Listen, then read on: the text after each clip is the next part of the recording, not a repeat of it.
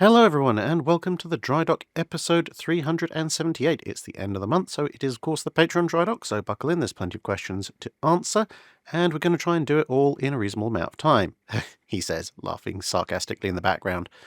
If you do detect a slight throatiness to my voice, I do apologise. Mini Drac has shared a wonderful disease that's been picked up from some other toddler or other at a playgroup.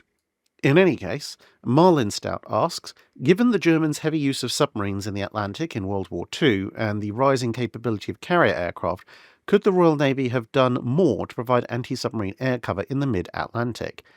Could they have stationed some of the smaller carriers like Hermes, Argus or Pretoria Castle in this area, like would later be done with support groups of convoy escorts? And if they had, would 3 very small carriers like this have been able to accomplish much in the first few years, until more escort carriers became available? Could they have been directed by direction finding and code-breaking efforts to areas where wolfpacks were known to be operating and use their aircraft to sink or drive off some of the U-boats, thus giving the convoys a better chance of surviving the air gap?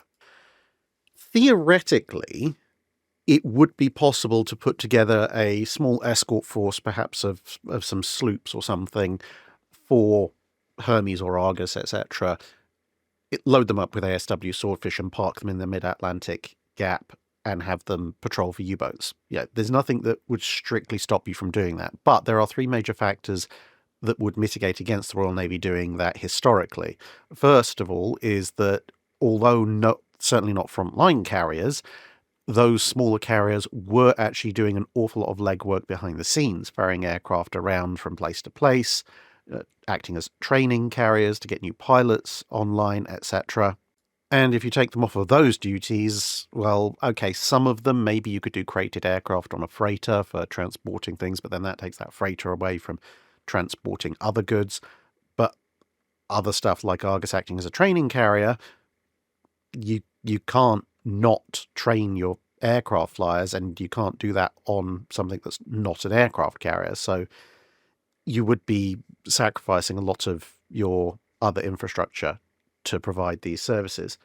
The second factor, which you can see here, is of course that the Royal Navy did start the war trying to actively hunt submarines with aircraft carriers, albeit using fleet carriers, and as you can see here, it cost them HMS Courageous, partly because the methodology and some of the intel, like the high-frequency direction finding and so forth, behind it in the early part of the war wasn't quite at the level it would be during the bulk of the war, and partly because of an issue that would affect these smaller carriers the same as it did with Courageous, which is that at the start of the war there's just not that many escorts available. Courageous, for a fleet carrier, really didn't have that much of an escort in terms of destroyers, and that's part of why she ended up getting sunk.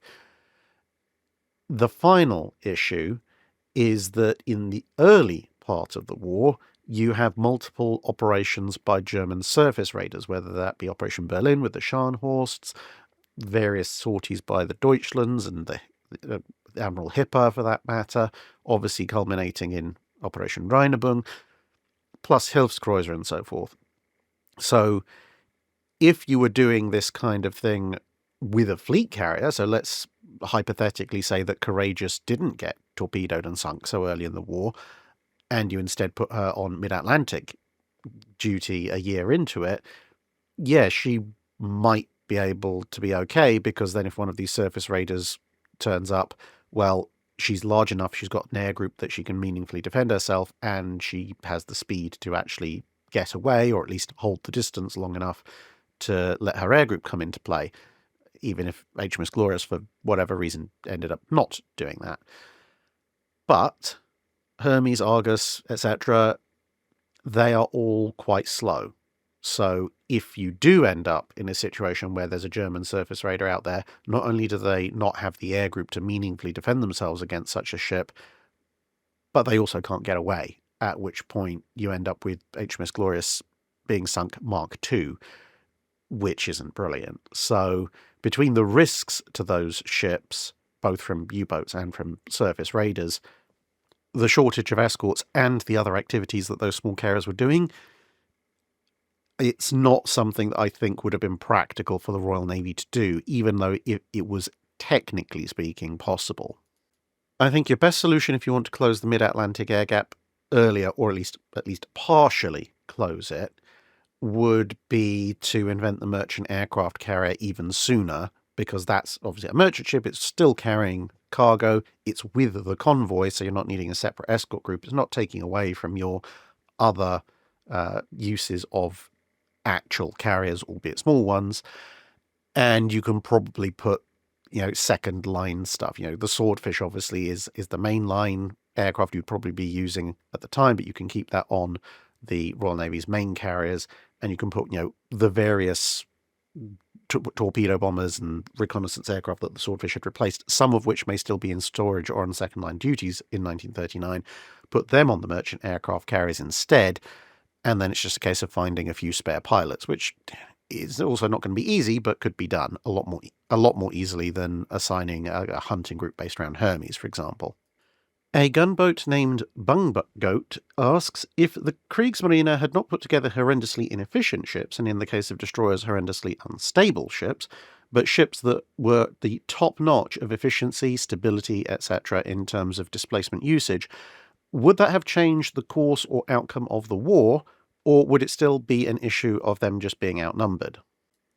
It wouldn't have changed the overall course and outcome of the war, simply because, as you said, that the Germans, they just lack the numbers compared to the Royal Navy by a frankly hilarious amount. What it could have done, however, is change the outcome of individual campaigns, perhaps allowing the Kriegsmarine to remain an effective surface fighting force for somewhat longer. To give you some idea of just how bad the numerical disparity is, for example, the Germans start the war with what would be in Royal Navy terms the equivalent of 2 to 3 flotillas of destroyers. And the Royal Navy has quite a lot of flotillas of destroyers. And again, going down the destroyer line of things, by the end of 1941, so we're only talking 2 and a bit years into the war, the Royal Navy had already completed more destroyers that had been laid down during the war. This isn't counting destroyers that were laid down before the war and completed in the early years of the war, purely war-built destroyers.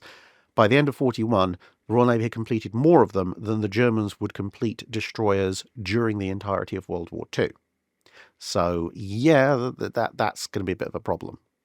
However, if you have German ships, let's say, at their same displacement, rather than taking their equipment and reducing their displacement down to what should be an efficient use of it, then you could still cause some major issues for the Royal Navy. So, for example, if you've got German destroyers that are 2.5, 3,000 ton displacement, if they are actually efficient 2.5, 3,000 ton displacement ships, so you're looking at ships with, okay, not the radar capabilities, but certainly the armament combination possibilities of something like a Gearing or a Daring, late war era destroyers, and you put that up against a Royal Navy that is, okay, they've got some ships that can probably compete, but is majority, in terms of their destroyer fleet, still ships with 4 single 4.7-inch guns, that's going to force the Royal Navy to deploy, to be comfortable, probably 1.5 to 2 times as many destroyers to anywhere that German destroyers happen to be, in order to have a reasonable margin where they're happy to engage. And that has major implications for things like the Norway campaign. Do you send an additional couple of flotillas to the Norwegian campaign to try and match up against the Germans? Do you go with what you've got and potentially risk something like Narvik being the Warburton Lee's incursion into Narvik being a lot worse for the British? Because, if the German ships are armed with better guns and don't have to worry so much about fuel considerations because they're not having to keep a bunch of it as ballast and things like that, then obviously that could go quite badly. Or, and if you're pulling in more flotillas from elsewhere, what else is suffering as a result? In terms of cruisers, if you take a 15+ thousand ton Hipper hull, because obviously it depends exactly on which Hipper class you're sending out, if you apply British, American, or Japanese build efficiency in terms of displacement to them, then you're probably talking a ship that should have 10 or 12 8-inch guns and armor to comfortably deal with 8-inch gunfire at 25,000 yards. That's a threat that's going to need, 2 or 3 heavy cruisers, depending on if you're using York and Exeter or counties, to gang up on, again, for margins of safety. And suddenly every group that you're putting together to stop German surface raiders is consuming a lot more resources. Potentially going back to Norway, if you can't afford to draw off destroyer flotillas, then you send in cruisers to back up the destroyers, which of course puts more of the Royal Navy's cruisers at risk of being torpedoed by destroyers. And, well, you're still taking cruisers away from areas where you might otherwise have use for them.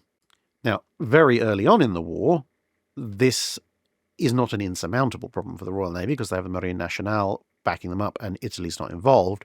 But then, of course, the big threat would be in the period when France has been knocked out, Italy has joined the war against the Allies, or such as they are at that stage, and before the US gets involved. In that window, a Kriegsmarine, assuming that a decent chunk of them have survived compared to their historical loss rates, could be a major problem for the Royal Navy, simply because they're going to tie down a much, much larger chunk of Royal Navy resources to have a reasonable margin to deal with them. And so it wouldn't necessarily be the Kriegsmarine surface fleet itself that is causing the problem, but what other things like the U-boats are doing, because large chunks of the Royal Navy have been drawn off to bottle up the Kriegsmarine surface fleet. And particularly when surface raiders get out, if you have to group all these ships together, that means there's actually a lot more space for the surface raiders to operate, because instead of having a very wide thin net, you have a potentially very wide net, but with very, very few actual points of contact, which gives them obviously a lot more space to hide in. Hilfskreuzer obviously will have a slightly better time of it as well as a result. But ultimately, when you get to the end of 1941 and the US gets involved, then numbers will very quickly start to turn. And so, yeah, overall, the course of the war isn't affected, but I would say mid-1940 to late 1941 could be a much more dire time. Lewis asks, according to Wikipedia, the Gato-class submarine had a test depth of 300 feet, the Balao 400 feet, but the Type 9 750 feet. How were the Germans able to dive so much deeper, considering that they were short on alloys to make strong steel? German aircraft engine exhaust valves were greatly impacted by these shortages. It's a mixture of factors. You've got to remember that the vast majority of the German Type 7 and Type 9 submarine fleet was laid down either before the war or in the early part of the war, before the shortages really, really started to bite. Another factor that you've got to bear in mind is that the German pressure hulls were, generally speaking, built out of considerably thicker material than Allied submarines' pressure hulls.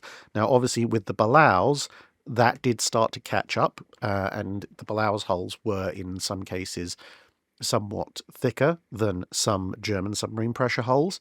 But when you look at the test depths for the Type 7 or the Type 9, you have to make sure you look at the individual variants, because some of the earlier versions of the Type 7 and the Type 9, their test depths aren't quite as impressive, whereas as you go further down the line and they start building, thicker and thicker pressure hulls and so forth, then suddenly their test depths go, well, I'd say way up, but they're not. They're going way, way down because they're going deeper. The numbers are going up, though. There's a minor factor involved in that, obviously, how the US and how the Germans rate test depth and so forth is going to vary very slightly. But a much larger consideration is going to be two things, both to do with the size of the hull. Firstly, the sheer length of a Gato or a Balau compared to most German submarines means that if you're configuring your test depth, you have to consider that you may be heading for that test depth, not just settling on a nice even keel, but, using your bow planes or whatever to make sure that you're coming down quite quickly at an angle.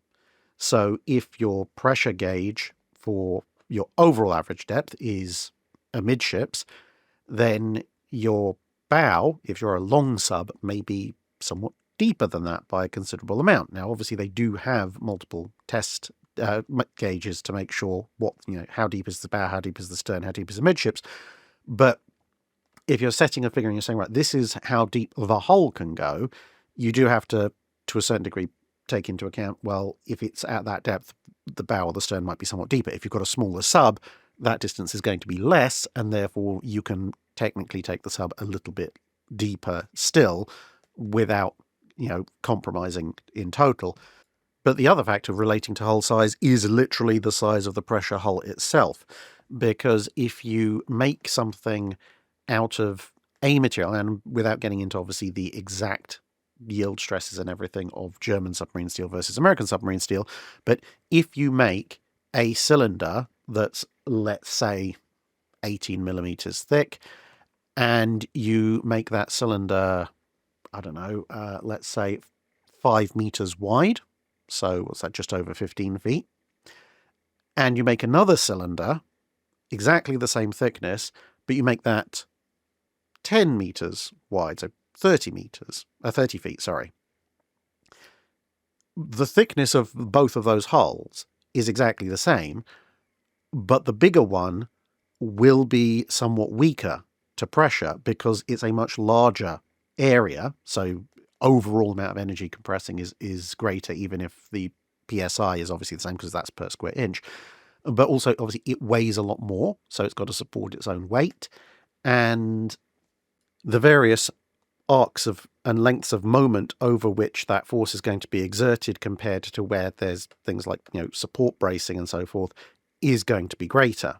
So if you have a Balau with a roughly similar hull thickness, that's pressure hull thickness, to say a Type 7, the Type 7, by dint of being the much smaller submarine, will actually have a hull that can go down considerably further, which is one of quite a few different reasons why really deep diving subs that we have these days even tend to be very, very small. We have really big submarines like nuclear ballistic missile carrying submarines and modern nuclear powered hunter killers, but you don't see those going down to the Challenger Deep to go and find the wreck of USS Johnston.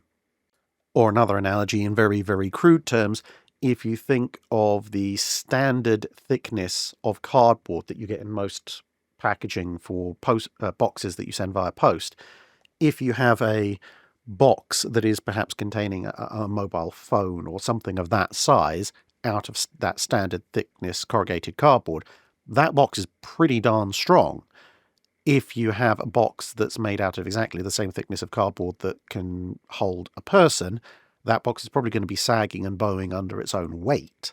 And, well, that's why they tend to use much thicker cardboard for boxes that are much larger.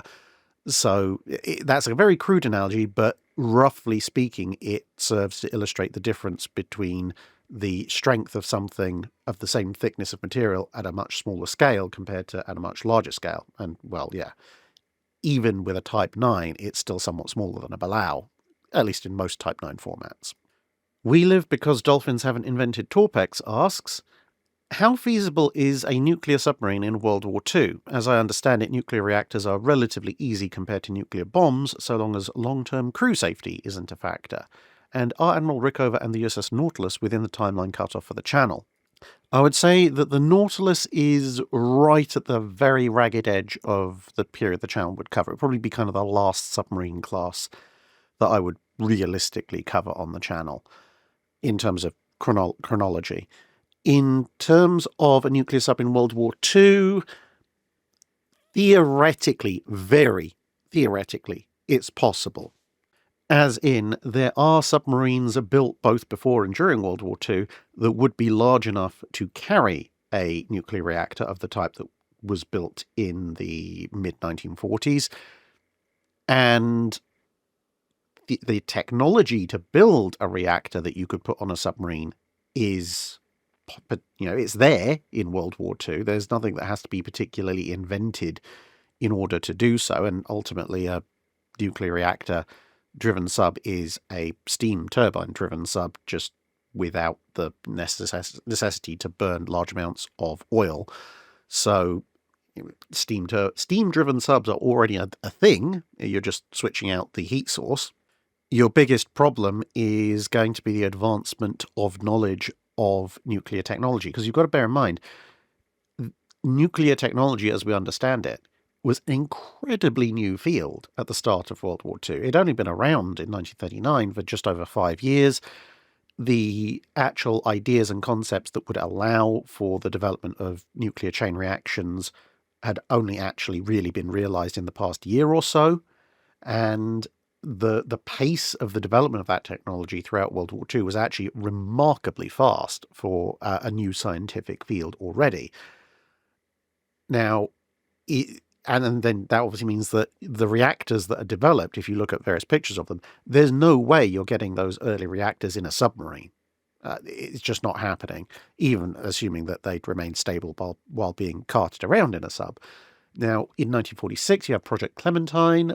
That reactor could fit in one of the larger submarines, that was built in the period. But again, you'd have additional issues about making it stable enough to be carted around and moved rather than just staying completely rigid. But in terms of form factor, it is just about small enough. But that is a 1946 reactor in a very fast advancing field.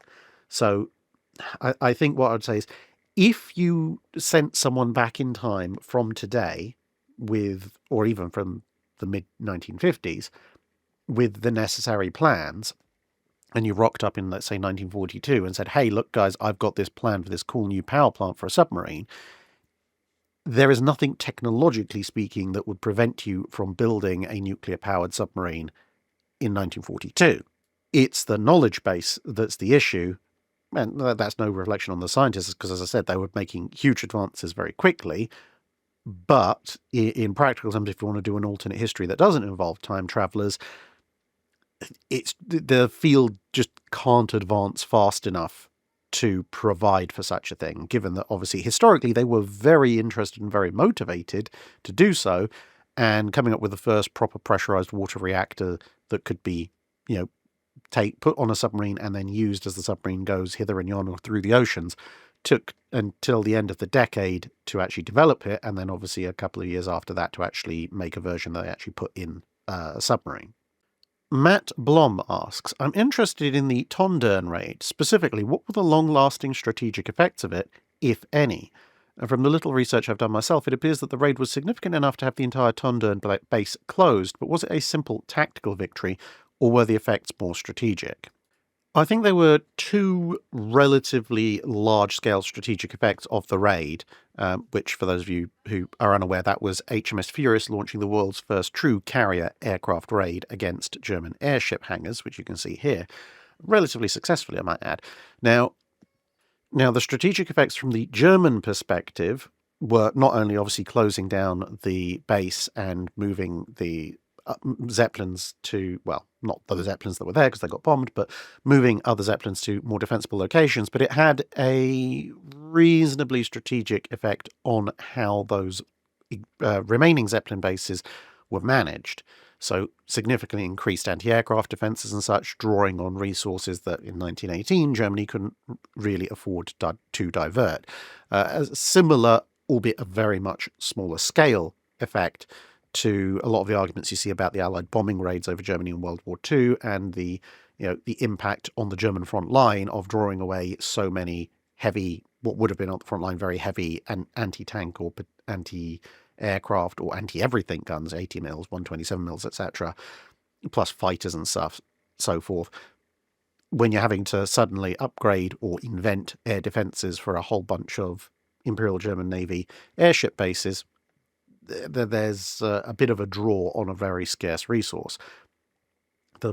I think the bigger overall strategic effect was that while the Royal Navy wasn't specifically using this as a case study to look at carrier aircraft strikes, they did take specific note of how close could you get to the German coast, how easy was it to launch the air operations, how quickly could you get away, were the strikes successful, were the Germans particularly well defended, and a lot of the considerations of the lessons from the Tondern Raid were then fed into what was already a developing plan to hit the German fleet in Wilhelmshaven with mass torpedo bomber strikes, which came within a few months of actually being executed, just basically stopped by a combination of factors, one being, well, the Germans surrendering, and secondly, the shortage of the torpedo bombers they wanted to use, because if the production of the torpedo bombers had matched the targets, that strike against the High Seas Fleet would have been launched before the German armistice, which would have been very interesting, I think, in the overall annals of naval warfare if you'd had a Pearl Harbor-style strike on the German High Seas Fleet in 1918. If that's hanging over everybody all throughout the interwar period, how everybody enters World War II could have been very different. Chief Eyeroll asks, follow up to a question in Drydock 371, what do you see as similarities and differences between Admiral Jackie Fischer's vision of the Dreadnaught Armored Cruiser in a fleet action and the use of the Kongo-class Battlecruisers in the interwar Kantai Kessen doctrine? Well, of course, it does depend on which precise version of the Dreadnought Armored Cruiser that Fischer envisaged you're actually looking at. But if we take the kind of the final stage version, so what Fischer envisaged for what would very quickly become the Invincible class, and compare that to the Kongo class, let's say we start at the beginning of a conflict, at that point the visions are very different, because obviously Fischer's Dreadnought Armored Cruisers are initially supposed to be out there ploughing through all sorts of enemy trade, raiding cruisers, and securing the high seas for British commerce. The Japanese don't have anything like that in their Kantai Kessen doctrine. The Congos aren't going anywhere that isn't the fleet. But then as we move on, we get to the point where the two fleets, whether that be British, German, or American, Japanese, whatever, they're heading towards each other for some kind of confrontation. At that stage, again, the roles are somewhat different, because the Dreadnought Armored Cruiser has a very front and center scouting role. Again, partly to destroy enemy cruisers, this time as fleet screen and scouting cruisers, but also to secure information on the enemy. While the Japanese do have a scouting element, and that scouting and attack element is including the Kongo class, they are not front and center. They are kind of backup to that, and it's mainly destroyers and cruisers that are going to be doing the initial scouting screening part. Then we get to, I suppose, the next stage. As the enemy fleet really closes in and starts to, approach your own battle line, now we begin to see some similarities, but under Fischer's Dreadnought Armored Cruisers scheme, the Dreadnought Armored Cruisers, having established contact with the enemy battle fleet, will hold contact with the enemy battle fleet and then withdraw back towards your own fleet, obviously drawing the enemy in. You can trade shots with them, but you're not really supposed to do that for any particular length of time.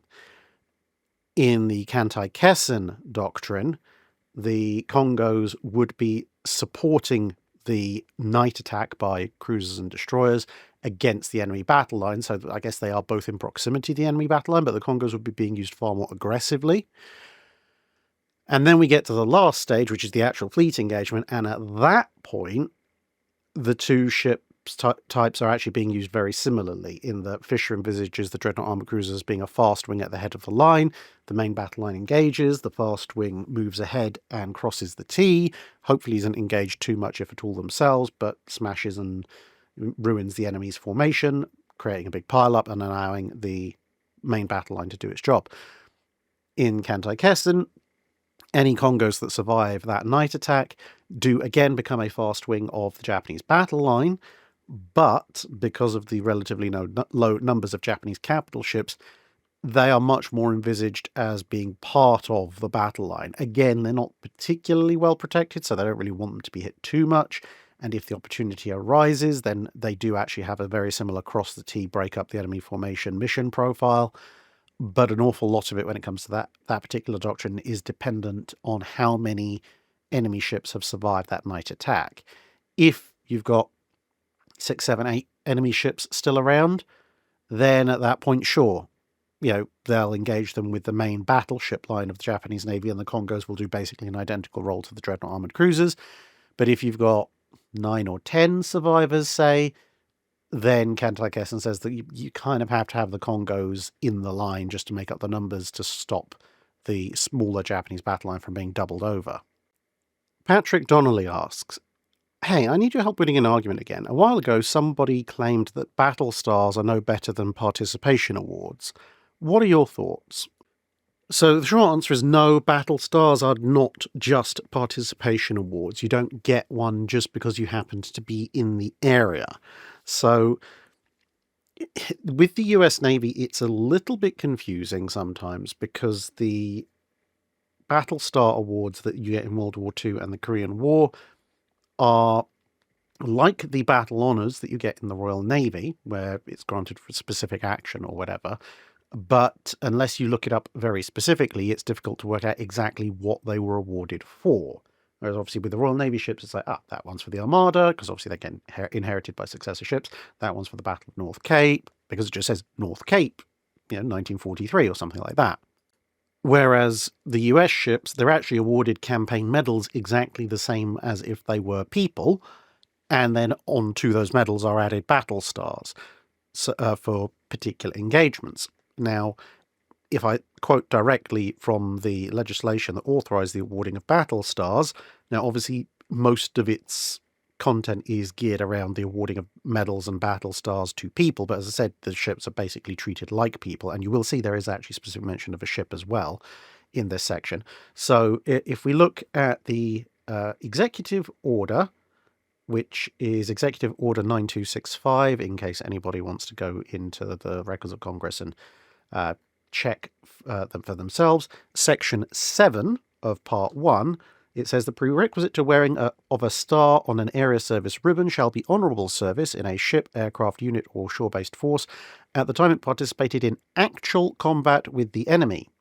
In instances in which the duty performed did not result in actual combat with the enemy, but is considered equally hazardous, the Chief of Naval Operations may award an operation or engagement star to the units concerned. Not more than one star will be awarded for a single operation or engagement. Units supporting an engagement or operation, but subject only to the ordinary hazards of war, do not merit an award. And then it says in brackets, note, any ship which has been awarded a Presidential Unit Citation or Navy Unit Commendation for meritorious participation in an action or campaign for which a combat star has been authorized is entitled to that combat star.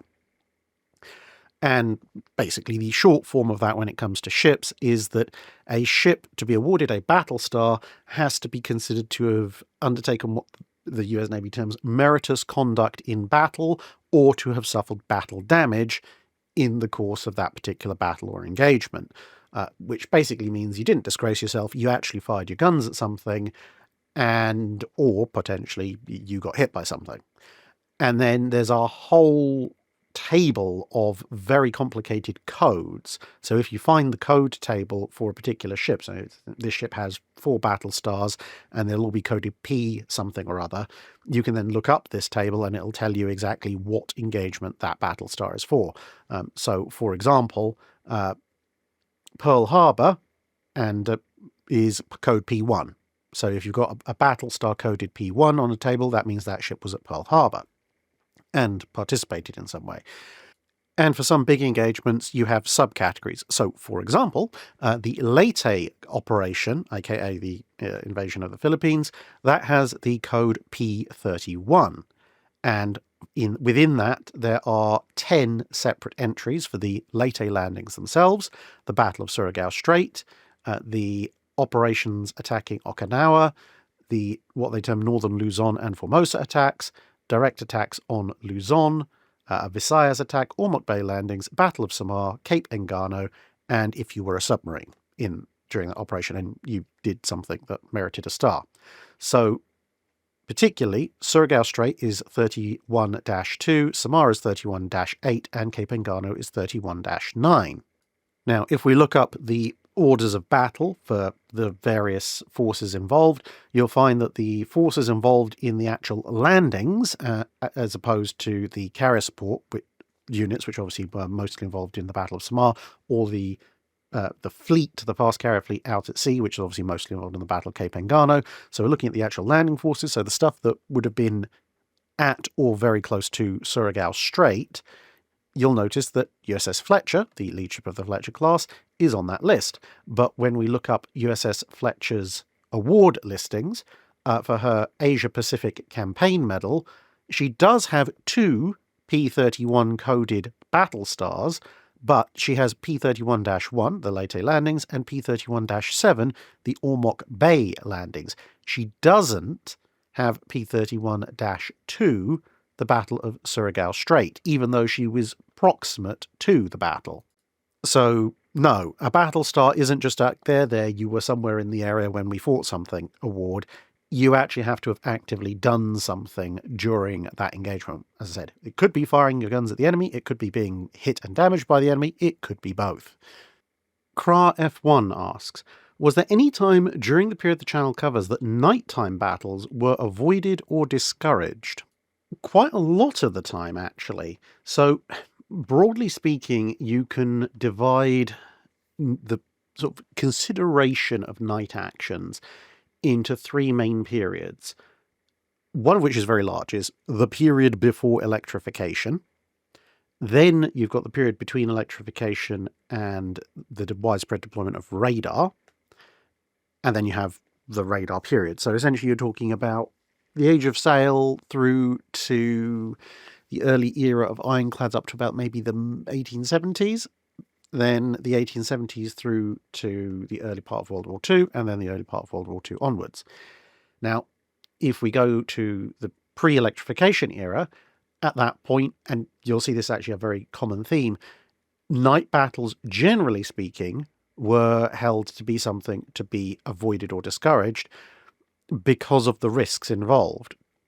Now, night actions generally, in all three eras, are held to be an action that you only undertake if you are the weaker party, specifically because a night action restricts visibility, allows surprise attacks to occur, allows the person who's organising it, presuming that they can organise their fleet or their ships to take the action, to get into places they normally wouldn't be able to, all of which are things that obviously favour a smaller fleet. So all through all three periods, when it is either a smaller fleet generally or a smaller force locally, it's generally that smaller force that is agitating for a night action, if any. Because it also means that they can perhaps engage part of an enemy formation without the other part realising what's going on. The only times that you tend to see the larger force or the overall larger navy really pushing for night actions is when they either feel that they have such a significant technological advantage as to negate most of the negative factors of being at night, and they feel the enemy is still somewhat limited by them, thus they will have an advantage despite the potential for confusion and so forth and all the other factors we just discussed. So essentially, in the Age of Sail, it comes down to you either have absolute supreme confidence that your people are better than the other lot by a considerable margin, or it comes down to you physically cannot afford to engage the full scope of the enemy force when they can see you, and therefore you're using night to conceal you, so you only have to engage a partial force. So you see a lot of, obviously, raids going on in that manner, or cutting out operations.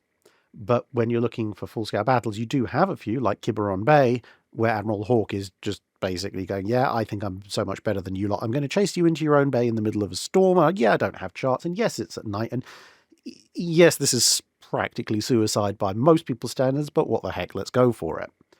He was right, actually, by the way, to be very confident in his cruise capabilities. Then you get into the age, that kind of middle period, where you have electrification but not radar. So now you have searchlights. So that helps a lot with one of the major issues in the Age of Sail, which is friendly fire, because if you don't have some form of external illumination, then it's very difficult to tell, is that a friend or an enemy? See the two Spanish first rates that shot each other to pieces, not realising they were friendly, just because a British ship happened to sneak up and give them a few broadsides earlier on in the night. With electrification, that's much easier. You can obviously pick out a lot more details on an enemy ship. You can pick out their flag, and so on and so forth. Obviously at the expense of, hey, I've got a bunch of searchlights on me. Look at me. I'm now a target. And I think there would have been a lot more of an idea of let's fight at night, because it's cool and offers a lot more tactical possibilities, except for the fact that the rise of the torpedo came almost immediately after. And suddenly the idea of, oh yeah, night, we could very easily miss a small torpedo boat getting close, and that could end very badly for us, suddenly meant that night actions were something to be guarded against, hence lots of searchlights, but not something that people were particularly keen on fighting again unless they were by far the outnumbered force. And I think this is part of the reason why in the First World War, the Grand Fleet doesn't have a huge amount of training in night action. The High Seas Fleet has somewhat more, because from the British perspective, why would we want to fight a night action? A night action involves a lot more random variables, a lot more chances for the underdog to come out on top. We're not the underdog, therefore we don't want to engage in those areas and have those possibilities, so we're just going to train for fighting during the day and just have a modicum of night fighting operation. And the possibility of fighting more evenly or outnumbered is why British light forces like destroyers have somewhat better night fighting training than the Grand Fleet does. The Germans, on the other hand, they know they're going to be outnumbered. Shockingly enough, they have a lot more training in night actions.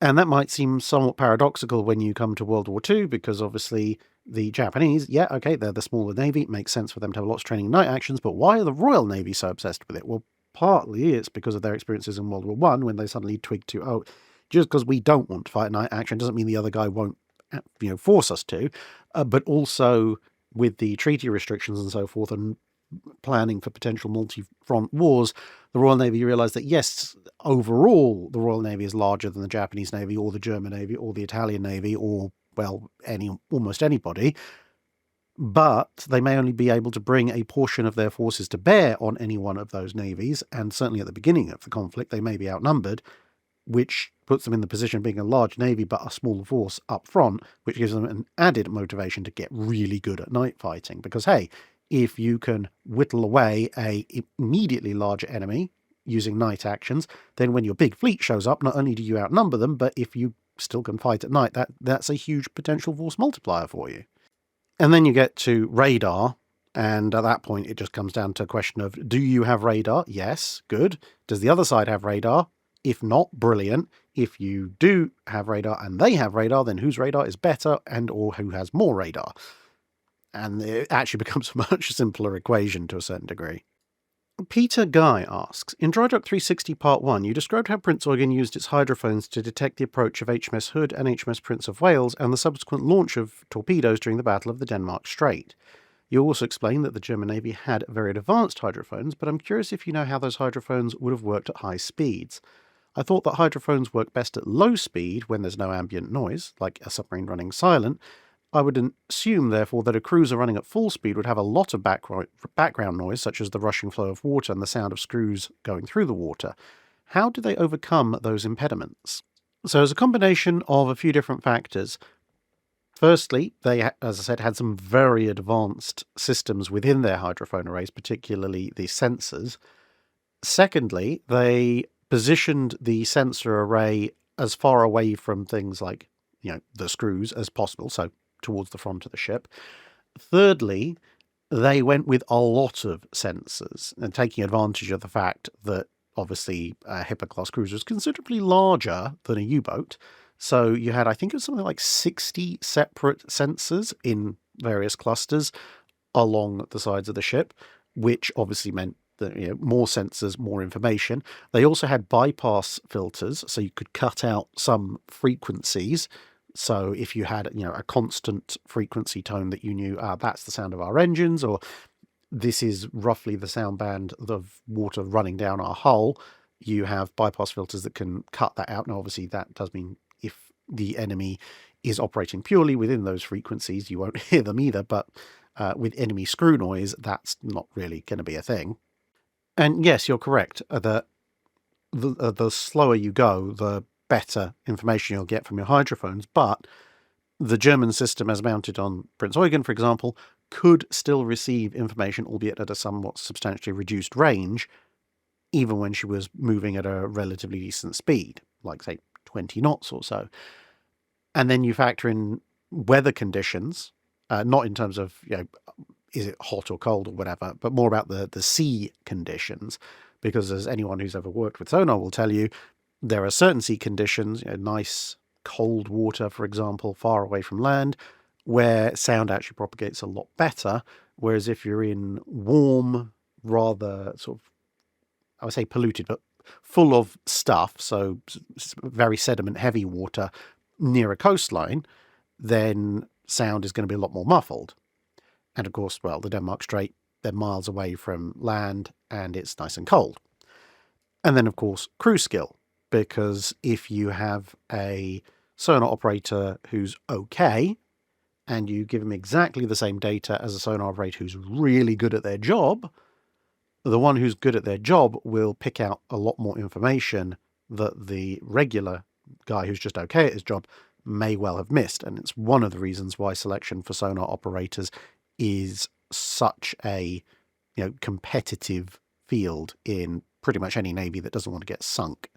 It's one of those fields in life where you can't just drag anyone off the street and train them up to be really good. You can drag almost anyone off the street and train them up to understand and operate a sonar system, but to actually really make proper use of it, some people have things like better hearing, or their brain just works slightly differently when being able to filter auditory processes, and they will just be a cut above everybody else, and there's nothing that someone who doesn't have those biological random advantages is going to be able to do about that. I mean, it also does help that 8 screws thumping away from Hood and Prince of Wales are not exactly subtle when it comes to acoustic signatures.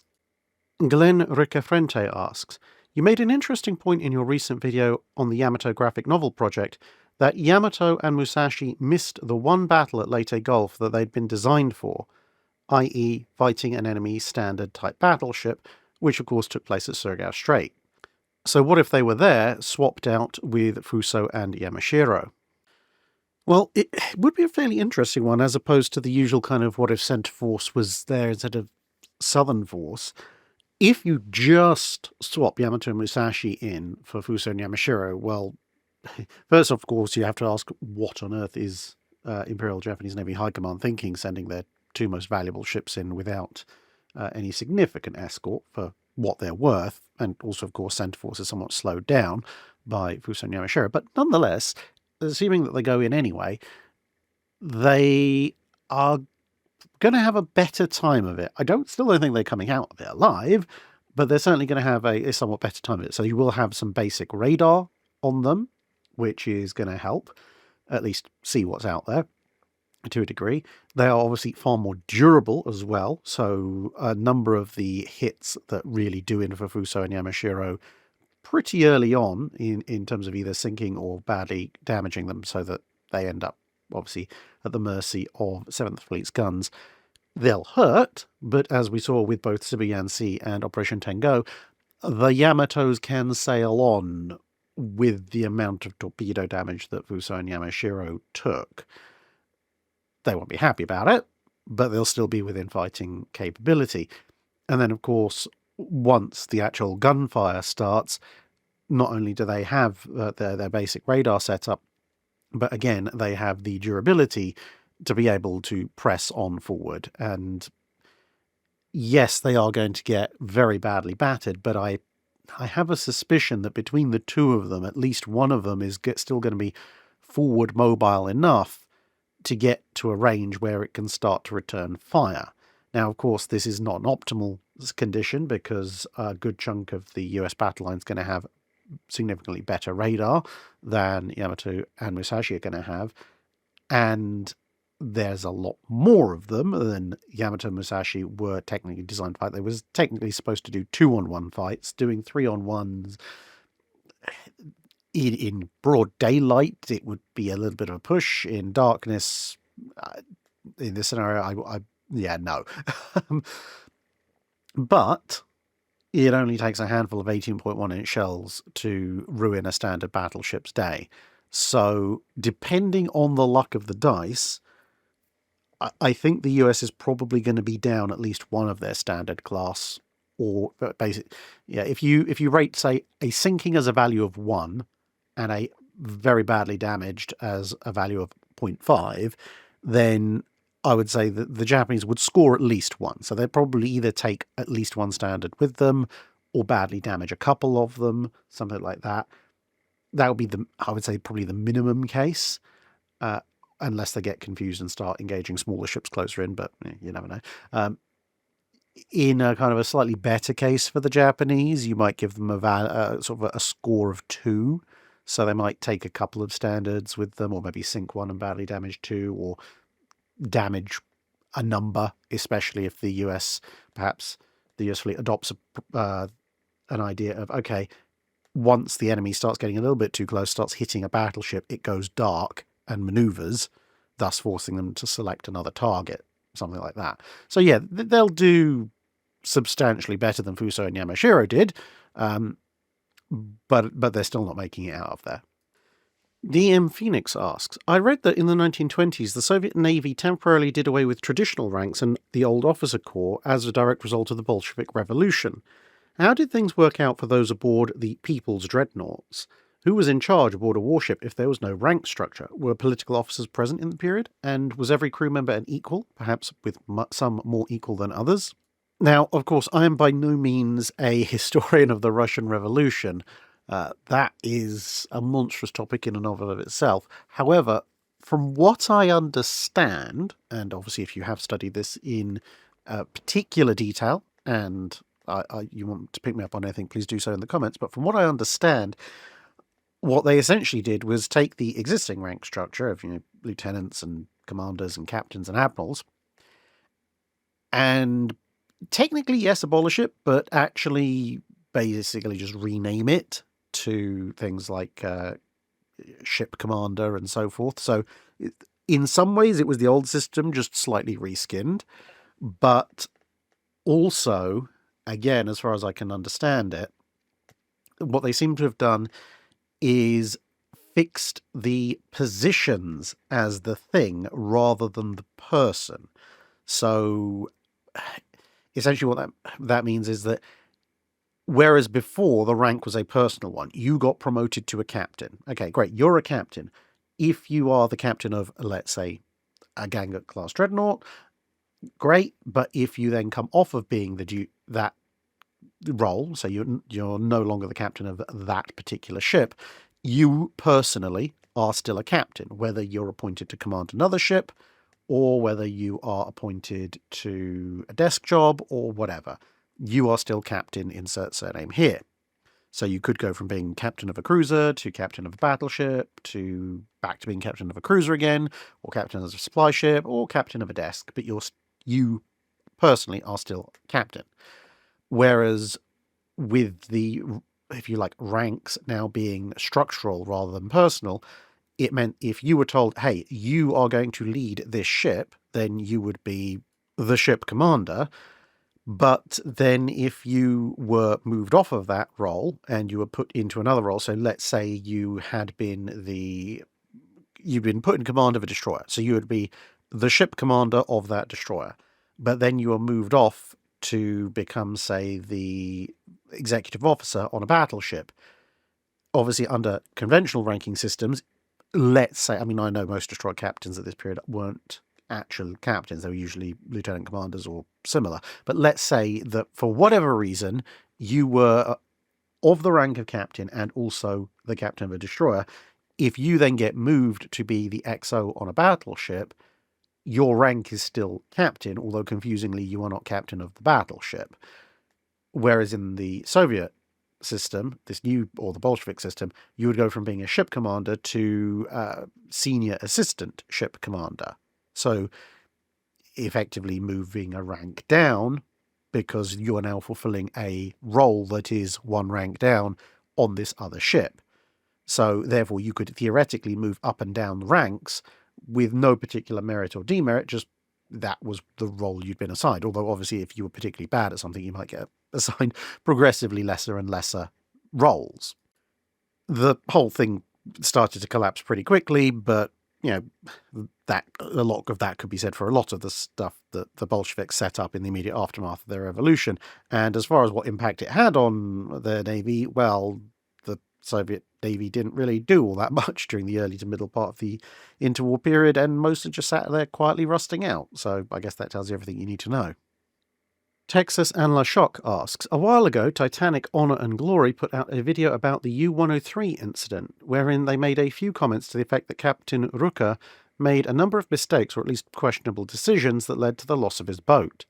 What's your take? Is there any way he could have, if not gotten a hit in, at least have gotten out of there with his vessel intact? So part of the problem is that exactly what happened is a little bit unclear.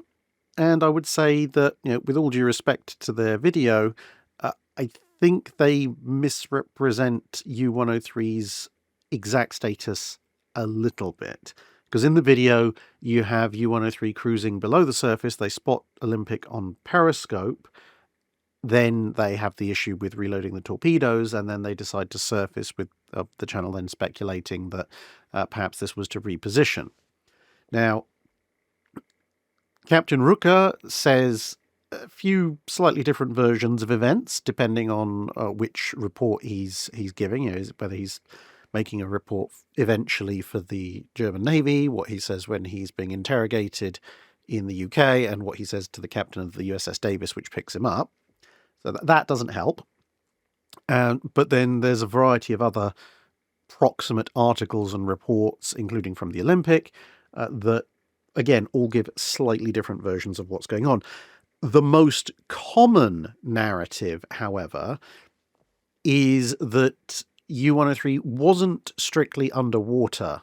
She was out there hunting for troop ships, but she seems to have been trying to do actually what you can pretty much see in this image, although in this image it's showing her trying to crash dive, which is that she was traveling semi-submerged.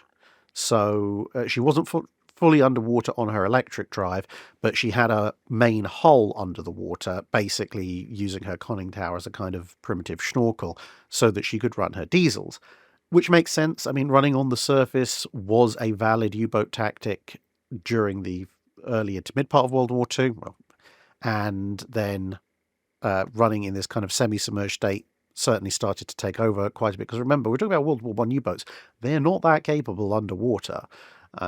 And they know that they're out there looking for, fairly rapidly moving troop ships. So being a virtual crawl on batteries alone, just as a general search, doesn't really work. And indeed, even in World War II, submarines would very often maneuver on the surface while searching for prey, at least in areas where they didn't think aircraft were going to be a major threat. So, with that said, they see Olympic coming, they think, aha, a troop ship, I shall position myself for attack. Due to the relative bearing of the two ships, they decide to go with the aft torpedoes. Then there's some kind of problem. Again, different accounts say it could have been a mechanical problem. Others attribute it to it be the U-103 having a relatively green crew. But for whatever reason, the aft torpedo tubes are not flooded in time by the point that they realize, that's a very big ship and it's getting awfully close. So it could also just have been a simple fact of Olympic was moving at a fair old clip, even for a troop ship. And it could have just been that they went, it's a troop ship. Okay, we have X amount of time to prepare. And it turns out that Olympic gave them significantly less than that. But whatever the case, they don't have their aft torpedo tubes loaded in time, and Olympic is getting worryingly close. So they try to reposition to, get a new attack in, especially because Olympic is almost, it appears, heading right for them. And then, based on a plurality of period and immediately after accounts, i.e. accounts from Olympic, U-103, and the survivors thereof, and accounts that are written in the first 10 years after the incident, what seems to have happened is that U-103 takes off, or tries to take off, on in this kind of semi-submerged state where just her conning tower is visible. But, again, for whatever reason, possibly a green crew, possibly some kind of mistake. I mean, probably not Rooker's mistake, because he's actually a fairly experienced captain. More likely the crew, if anything. The sub, as it picks up speed, porpoises, which is that basically they lose depth control a little bit. Now, if you're deep underwater, that's annoying, but not really a huge problem. But if you're running basically on the surface, almost, and you lose depth control, then, well, you end up coming to the surface. And that appears to be the state in which Olympic actually spots U-103. And at that point, U-103 basically, they don't have much of an option there. She does try to turn inside the Olympic to pass safely and then be able to bring her torpedoes up for a fresh attack. But at the end of the day, A submarine, especially a World War One U-boat, is not the world's most agile of vessels. She's in this semi-submerged state, so yeah, she does have the ability to draw on her diesels, but even the surface speed of a World War One German U-boat is significantly less than the 20 knots plus that the Olympic was doing. And assuming that the Olympic has a competent helmsman on her, which she does, then when she decides to come for that U-boat, there's really honestly not a huge amount the U-boat can do. She does everything right. She's tried to outmaneuver Olympic, which she technically should be capable of doing, given time, and she's tried to crash dive, but it's just not enough, and Olympic rams her. So I don't think you can really pin a huge amount on Rooker making any particular mistakes. Most of his actions, taken one by one in sequence, are perfectly logical and in keeping with what he should have been doing. The two, I would say, big problems that you have would be, if you wanted to pick on any of them, would be the porpoising in the first place, which would, as I say, was more likely to be down to the green crew rather than Rooker specifically making an error, because otherwise his transition with minimal visibility but maximum speed isn't actually a half bad plan at all. And then the other issue would have been that if you did come to the surface, I think this is probably maybe the only place where you could place a little bit of blame on Rooker, which would be if you do come to the surface for whatever reason, in this case most likely porpoising by accident, you should probably take it as read that you've been spotted and crash dive immediately, rather than, they've spotted us, they're coming for us, let's dive now. Because if you had crash dived, a minute or two earlier, you might have been just about deep enough not to be hit by the giant ocean liner. But that's the kind of judgment call you have to make when you're thinking, now do I go for a continued attack? Do I try and make this attack on this really, really valuable target? Or do I play it safe? And I think Rooker took the option of playing it slightly more risky, hoping to get an attack off, rather than play it completely safe. And it just didn't work out for him.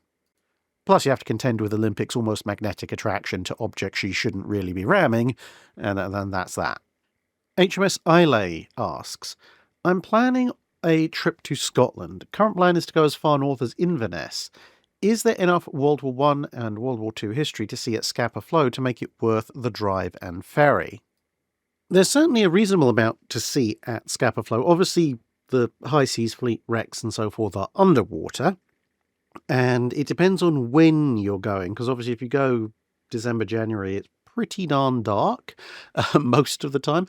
But there is the Scapa Flow Museum. You can see the logo here, so that should be quite entertaining.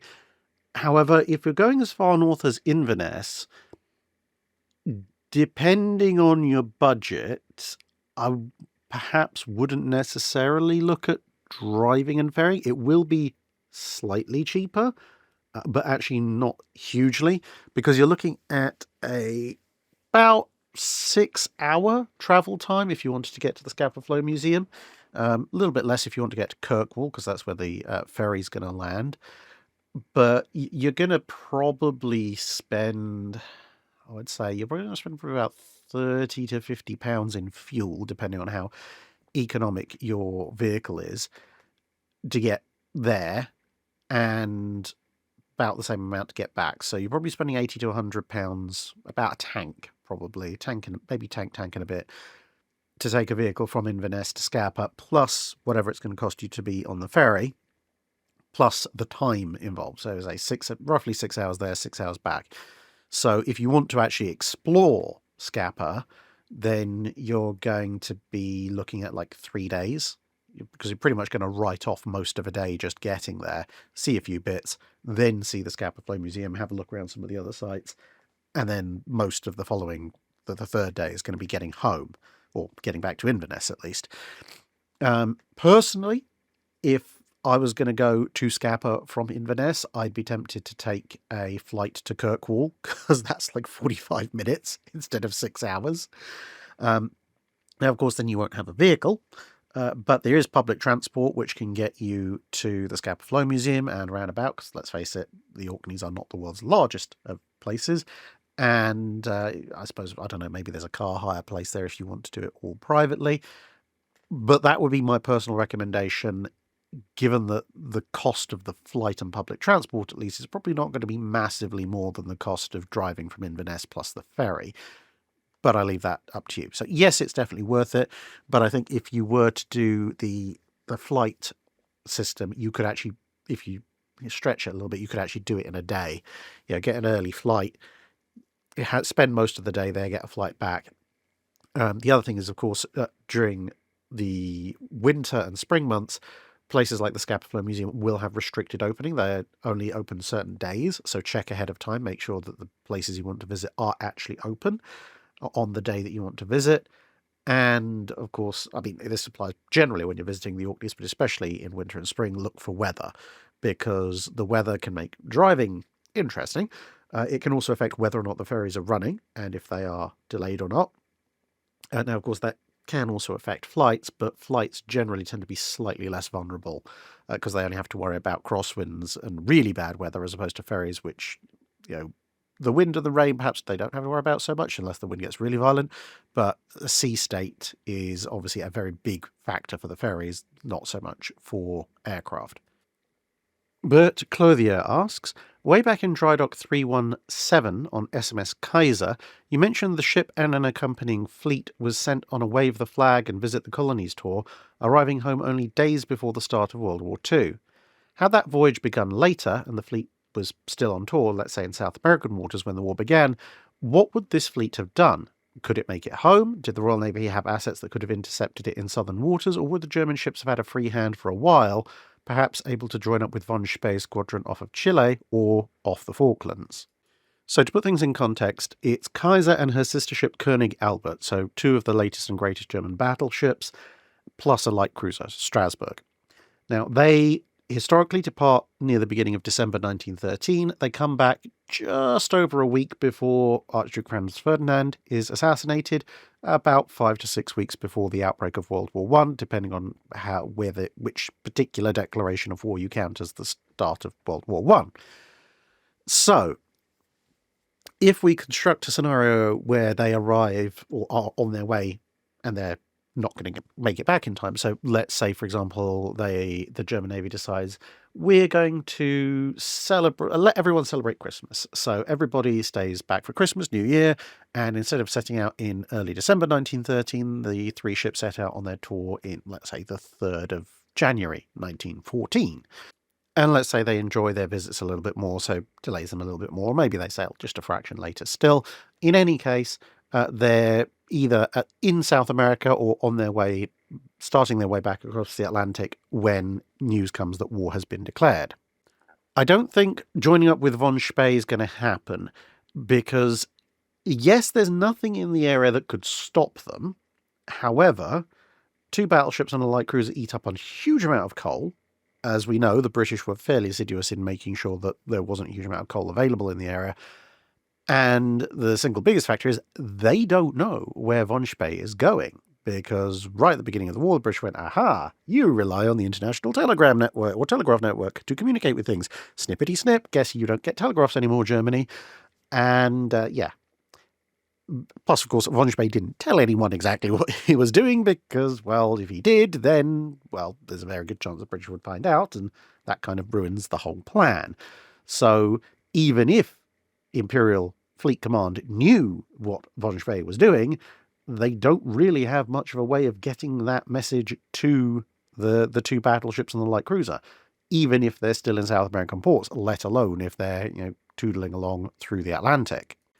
And either case puts them in a bit of a difficult position because they're not going to make it back through the channel. This is no way a pair of battleships alone, okay, yeah, they got a light cruiser, but it's essentially alone, are going to be able to force their way up through the channel or round the north of Scotland, unless maybe they do a kind of GI UK gap, very, very sneaky, and aren't spotted somehow, which, again, very, very unlikely. So essentially, let's write off the idea of them going in that direction. They're not getting back to the High Seas Fleet, which incidentally, given that they are two of the more modern German battleships, is a big blow to the High Seas Fleet strength. They do, however, have a little bit of a problem because, as I said, they are coal hogs and they're not particularly long range compared to cruisers. So I think they have possibly one of three options. And in any of these options, if I was the German commander, I would detach Strasbourg to go off and do her own raiding, because she'll be much more effective on her own. So I've got two battleships. What do I do with them? Option one, I could try and head for the Mediterranean, especially if I get messages that, tensions are mounting between the outbreak of the Archduke's assassination spilling across Europe and the actual declarations of war. Look at the math, realize, okay, I don't have the time to get to Germany because of the English Channel and so forth. I might, however, just about have the time to make it through the Straits of Gibraltar to reinforce Goeben and Breslau, because Goeben on her own, yeah, she has to make a bit of a hightail for it because she can't stand against the Allied forces in the Mediterranean solo. Two modern dreadnoughts and Goeben, on the other hand, the number of Allied forces present in the Mediterranean, you can make a good dent in those quite quickly. So that'll be option one. Run into the Med, hook up with Goeben, and maybe start blasting the French troop convoys going to and from French North Africa. That would force quite a difficult Allied response. I mean, there are technically enough ships between the pre-dreadnoughts, semi-dreadnoughts, battlecruisers, and what could be scrambled from elsewhere to hunt the German ships down eventually, but it certainly would be incredibly messy and draw off quite large amounts of Allied resources in the time period when actually the High Seas Fleet is the closest to having parity it's going to get during World War I with the Grand Fleet. It's still not close, and certainly with two battleships missing, it's not brilliant, but the number of ships you'd have to divert to search the Mediterranean for as powerful a force as two battleships and a battlecruiser, you never know. Option two would be to immediately sail out to try and blow up various British key ports for naval basing ports. So maybe if you're in around South America, go after Bermuda, maybe go after the Falklands, go after some French bases as well. Maybe even be really risky, go after South Africa, because again, none of these places really have the forces to oppose you, and you could show up with your guns and go, hey, look, I massively outgun you and I can turn you into a moonscape. How about I only turn bits of you into a moonscape after letting you evacuate from them, and you let me have all that tasty coal that you have, which might solve the coaling issues as well. Bit more risky, because, if you sail out from South America, go all the way down to the Falklands, try and pull that off, and the Falklands commander just sets fire to the coal bunkers and sticks two fingers up at you, yeah, now you're in a little bit of trouble. But potentially a much greater strategic impact long-term on the British, and incidentally, obviously unknowingly helping out von Spee. Or option three, which would potentially be an option that, based on what the Germans did with some of their other ships that were trapped overseas, which would be to go into a German-held port or a vaguely friendly-held port and collate with some other stranded German ships and, weird as it might sound, dismount basically everything that isn't a 12-inch gun. So all your 6-inch guns and various other lighter guns, and create a whole ton of armed merchant cruisers and, armed merchant raiders, more technically speaking. I mean, that's how Cap Trafalgar ended up doing her little tour, and have all of those go spreading out across the shipping lanes. And then either find somewhere to turtle up and make a nuisance of yourselves by forcing the Allies to send resources out to blockade or deal with you, which again would have to be fairly disproportionate forces, or use the fact that you now have access to a port to try in some way, shape or form to arrange a meet-up with the High Seas Fleet at some point, maybe again go basing yourself via going up through the northern part of the North Sea and just hoping you can pull it off, because of course you can stay in neutral ports for short periods of time. So, distribute your secondary guns. Honestly, they're not really going to do you much good in your attempt to reunite with a High Seas Fleet anyway, because if you need to use them, everything's already gone horribly wrong. And then maybe hop, because at this point the US is neutral, hop to a US port, coal up, and just absolutely hightail it across the Atlantic and hope that your rendezvous plan comes off.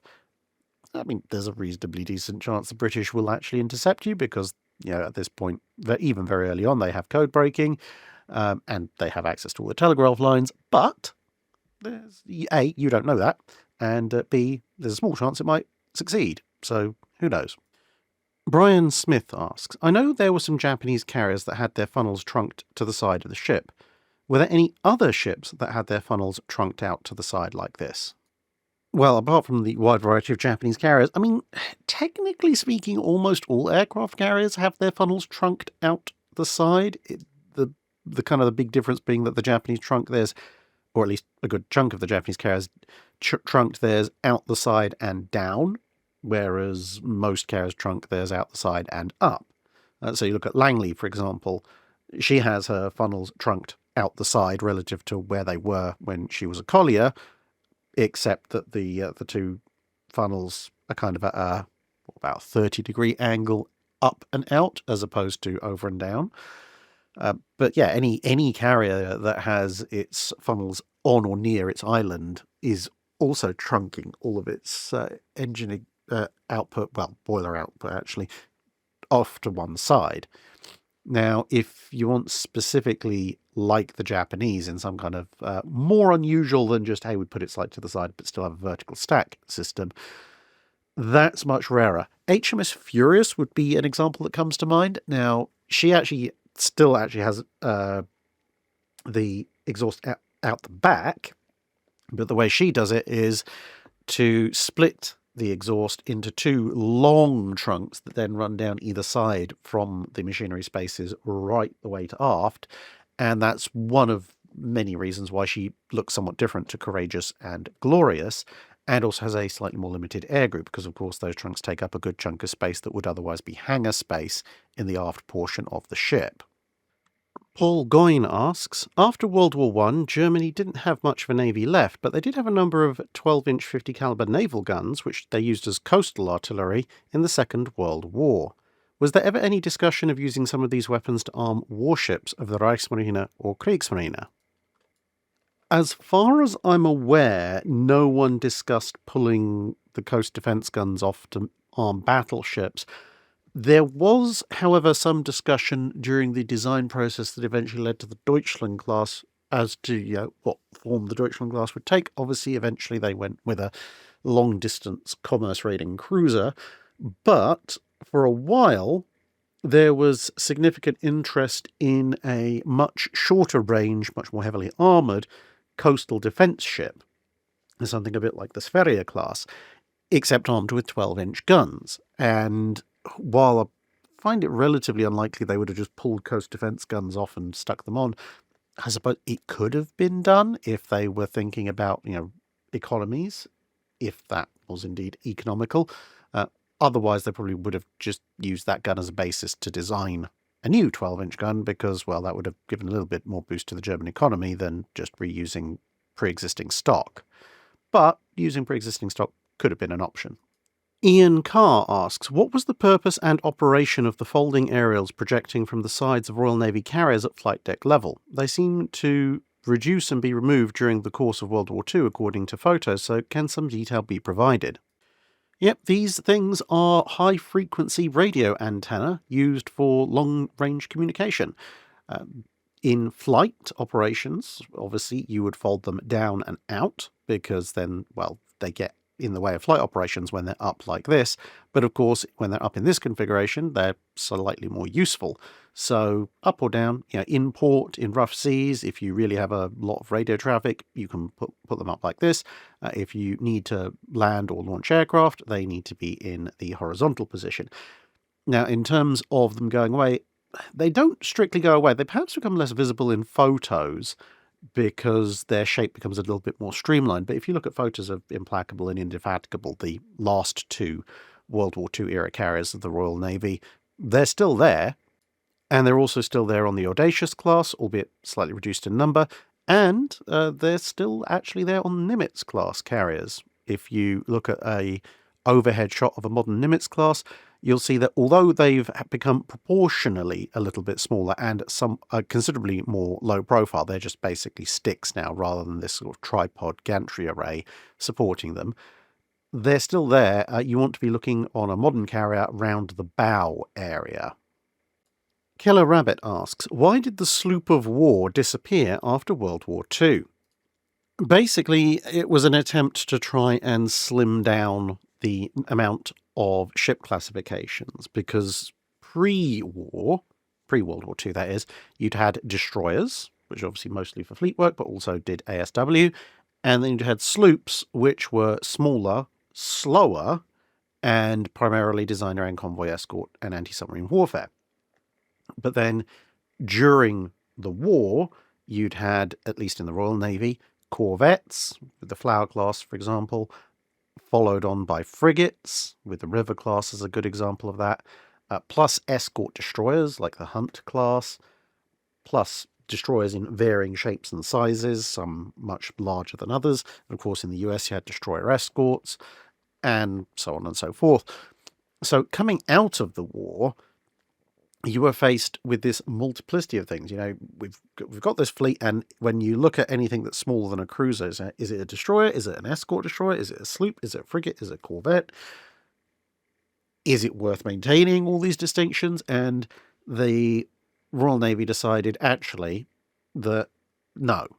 So what they were going to do is anything that was primarily an anti-submarine vessel handled the label frigate, and anything that wasn't primarily an anti-submarine vessel, had other uses but was still a relatively small warship, became a destroyer, which for the destroyers wasn't a huge change, but it meant that the escort destroyers, sloops, corvettes, frigates, and even some of the smaller destroyers that were then repurposed all got just block classified as frigate, which also then became the sort of generic NATO terminology. So destroyer escorts in the US became frigates as well. And as for the choice of frigate, well, there's a few different reasons, but I think one of the bigger ones was that when you looked at frigates compared to destroyers, they were somewhat smaller, definitely ASW focused, but not massively behind destroyers in terms of speed, which generally fitted with what you wanted a modern frigate to be, whereas the sloop, being a little bit smaller still than some of the later frigates, and very definitely a slower vessel than a destroyer, the classification just didn't really stick. So, and plus, they mostly stopped building sloops, and they were building quite a lot of frigates, so it made sense to go with the current terminology. Red Ranger asks, I recently watched a video by Tasting History where he mentioned that mold got everywhere on submarine deployments. How did various navies try and tackle this problem, or was it simply a case of deal with it? It was appreciated that mold could have negative effects on, well, your food supply, the crew. Even by World War II, they realised that breathing in mold long-term probably wasn't good for you. And, well, anything that was in any way, shape or form organic, like, say, your charts, which tend to be quite important. Plus electronics, because mold growth could end up shorting electronics in and of itself, or also the damp conditions that caused mold growth could end up shorting the electronics, or a combination of the two. So they really didn't want there to be mold, but ultimately you were in a relatively confined steel tube with a lot of other people who are breathing, and, well, you can't ask them to not do that, so there's going to be a lot of moisture in the air, plus, of course, the relative temperature differential between the air temperature and the temperature of the water outside, which can lead to condensation. So there were a few ways that they tried to deal with this. One of the most common ways was just a lot of cleaning duty, so wiping down various parts of the sub, both to try and get, at least collect the condensation into areas that weren't everywhere, and also, if mold did start to grow, wipe that down as well. It's one of the reasons you don't see much in the way of organic fittings on subs, because obviously you do have to have some stuff like your charts, blankets, etc., but minimize it means minimizing the risk of rot. Another way, of course, is the fact that you run on the surface as much as you can while remaining safe, because while you're running on the surface, you're going to be drawing a lot of air through the submarine, so hopefully that will reduce the overall humidity level on board. Yes, you're drawing in air from just above the sea surface, so it's not exactly the world's driest air, but it's going to be a heck of a lot drier than the contents of the submarine itself. And then if you were lucky, particularly if you're on a US sub, and maybe one or two other subs here and there, you might even have an aircon system, which obviously includes a dehumidifying function. Now, the thing is, obviously, one, you can only run that at certain times because you don't want to generate too much noise, but even when you are able to run it, it's very important to note that the original aircon systems installed on US subs were not there for crew comfort. Okay, and also obviously you only get them on the latest and greatest subs, but they were there primarily to try and keep the areas with all the sensitive electronic bits to a humidity level where you wouldn't get water just dripping off the walls and shorting everything out. If it happened to also help the overall crew comfort levels, then that was a bonus, but that was not the original primary idea. Prusi Antica asks, maximum battleship studies seem to abound through the early half of the 20th century, all the way from Fischer's Fever Dreams to the Tillmans, the A150 Super Yamato designs to the immediate post-war Soviet giants. But were there any equivalent maximum carrier design studies during the same period by any of the major navies? Not to quite the same degree that you would find lots of, if you like, maximum battleship studies. Now, of course, you do have outliers, like the Habakkuk project, which, yeah, that's very much maximum carrier. But if we confine ourselves to more conventional ships, ships that are actually majority steel and are designed to go at more than walking pace, the single biggest problem for those designs is the treaty system. Because obviously all of Fischer's stuff, the Tillmans, etc., that all predates the Washington Navy Treaty, where obviously people could just build whatever they wanted. Post-treaty, you can't, assuming that you're actually following the treaty. And then, of course, the Super Yamatos are the follow-on to the treaty breaker, the Yamatos that the Japanese designed. So during most of the formative period of aircraft carrier operation, i.e. the 20s and 30s, you've got the treaty system coming in saying that not only do you have a limited amount of tonnage to build carriers, but you also have a limitation on the specific tonnage of carriers, and that actually goes down as the subsequent naval treaties get implemented. And so the vast majority of carrier design studies, their maximum is the treaty maximum, which isn't really the biggest carrier you could actually build. There are a handful of studies looking at some particularly large carriers in the immediate run-up to the Washington Naval Treaty, but even they aren't, relative to what actually gets built, they are not as massive as the maximum battleships, the Tillmans or incomparable, are compared to their existing generation of capital ship. Of course, then you do get treaty breakers, like you get treaty breaking Yamato, Super Yamato designs. Of course, the Japanese built the Shikakus, which are very much treaty breaking carriers. And then, of course, the Essexes would also be treaty breaking if they were designed and built when the US was actually following the treaties, but they weren't at that point. And then it's a fairly gradual but swift escalation. So obviously you go from Yorktowns to Essexes to Midways.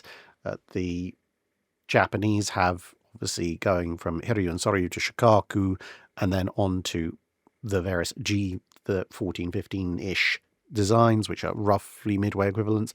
The British, of course, going illustrious, implacable, audacious Malta.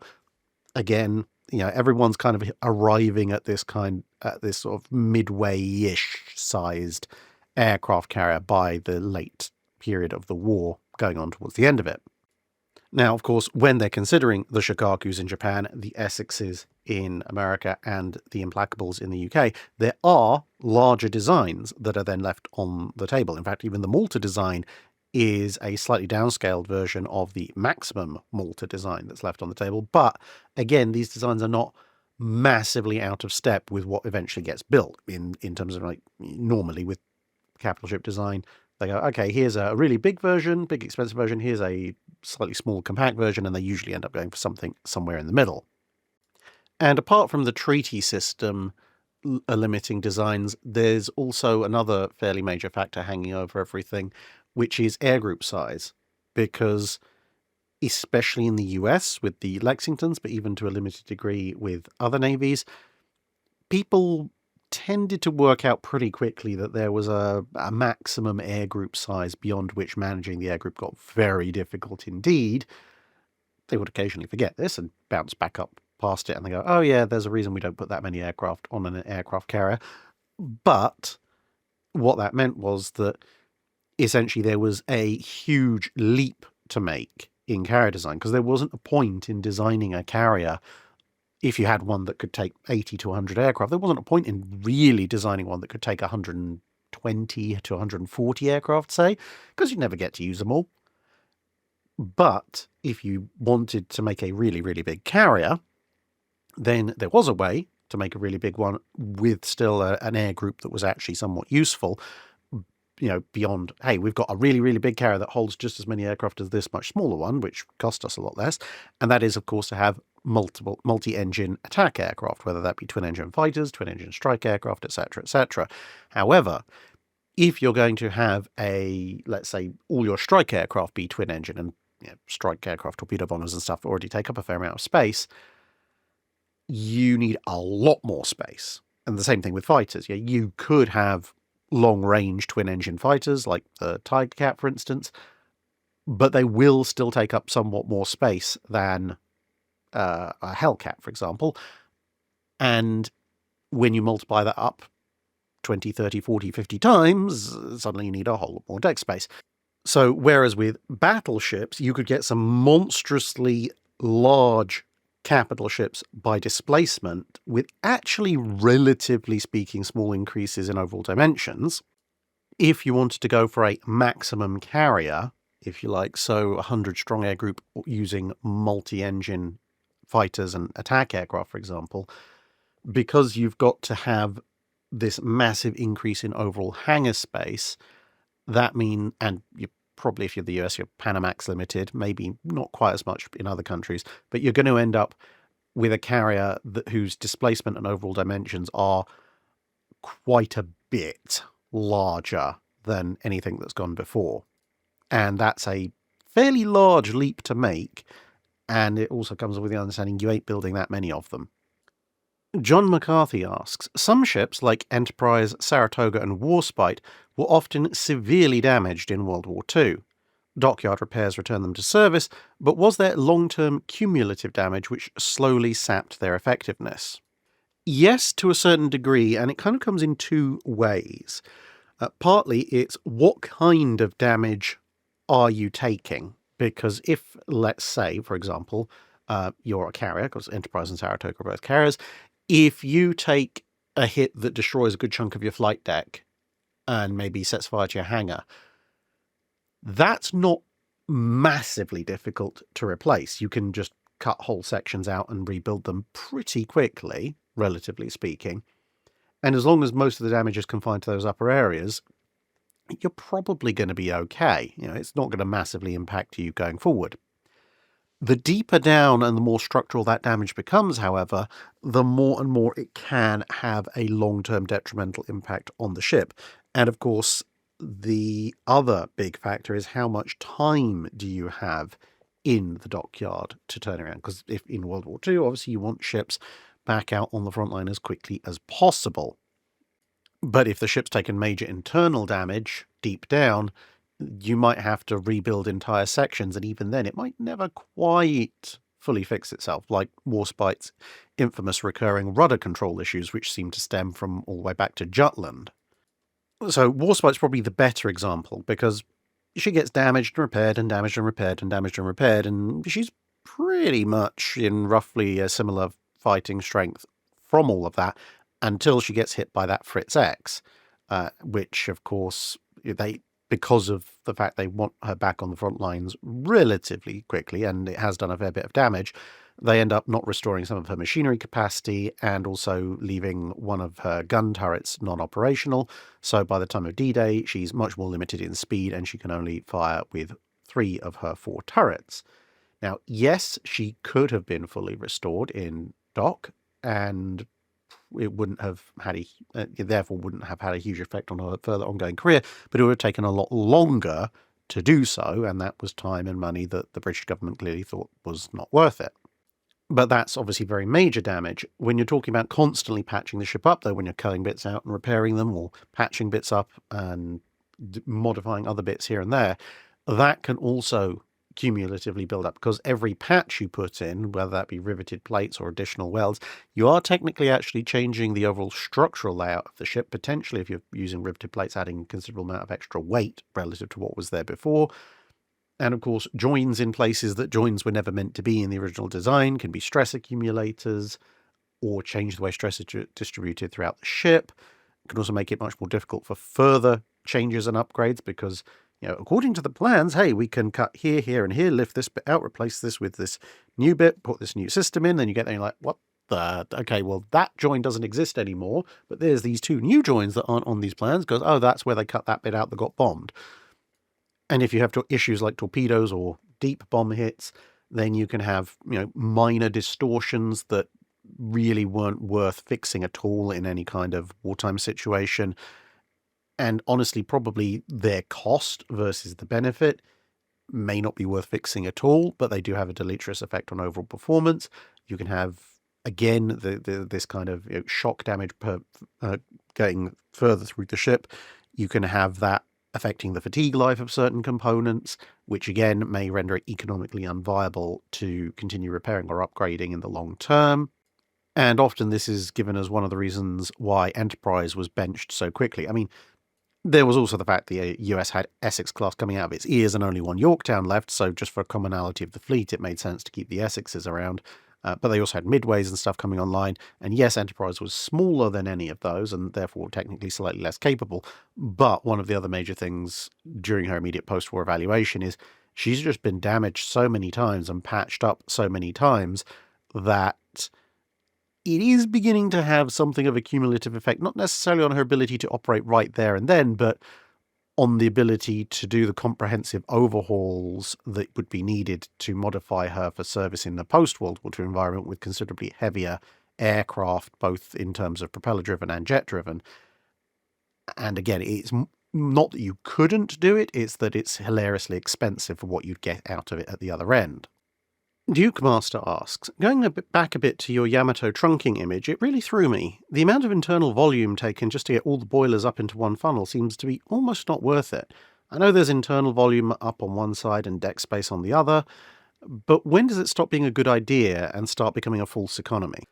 I think there's a few different points at which funnel trunking all up into one could be a major problem.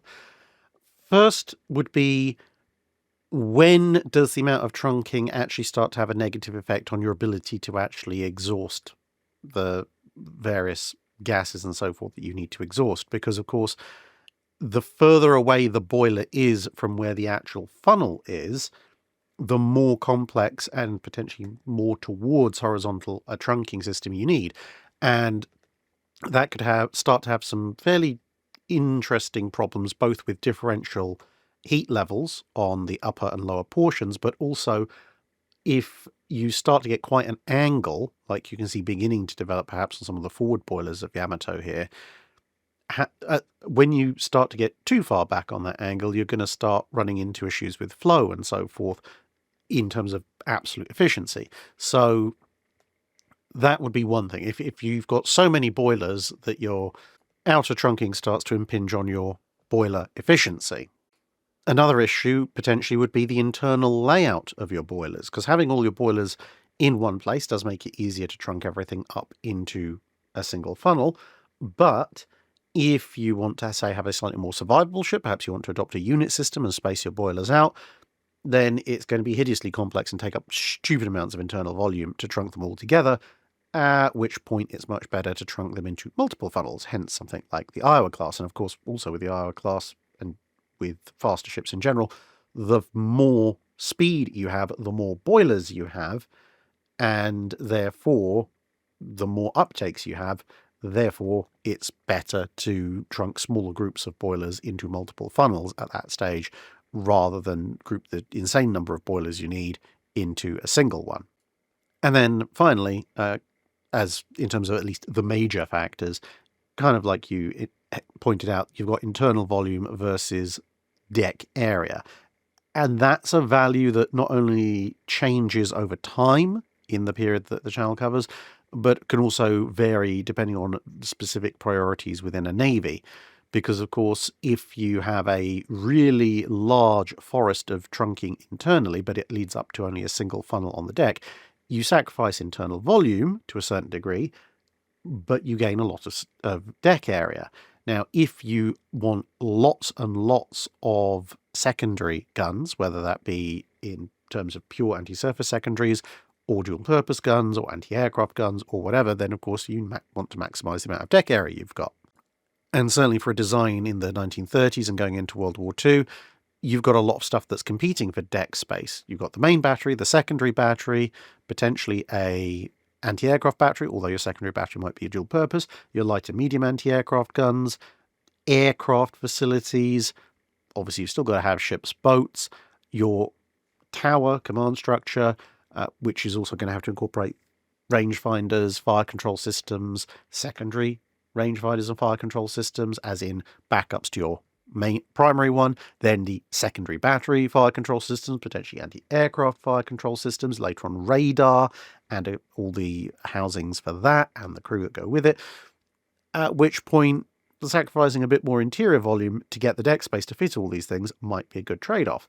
Conversely, if you have something like a good dual-purpose gun, which means you think you can get away with fewer secondary guns because they're all doing the same job, rather than have to have a split battery, then maybe you don't value overall deck space quite as much as you value having large internal magazines for your dual-purpose battery, which presumably is also fairly rapid fire, at which point you might want to make way for more than one funnel.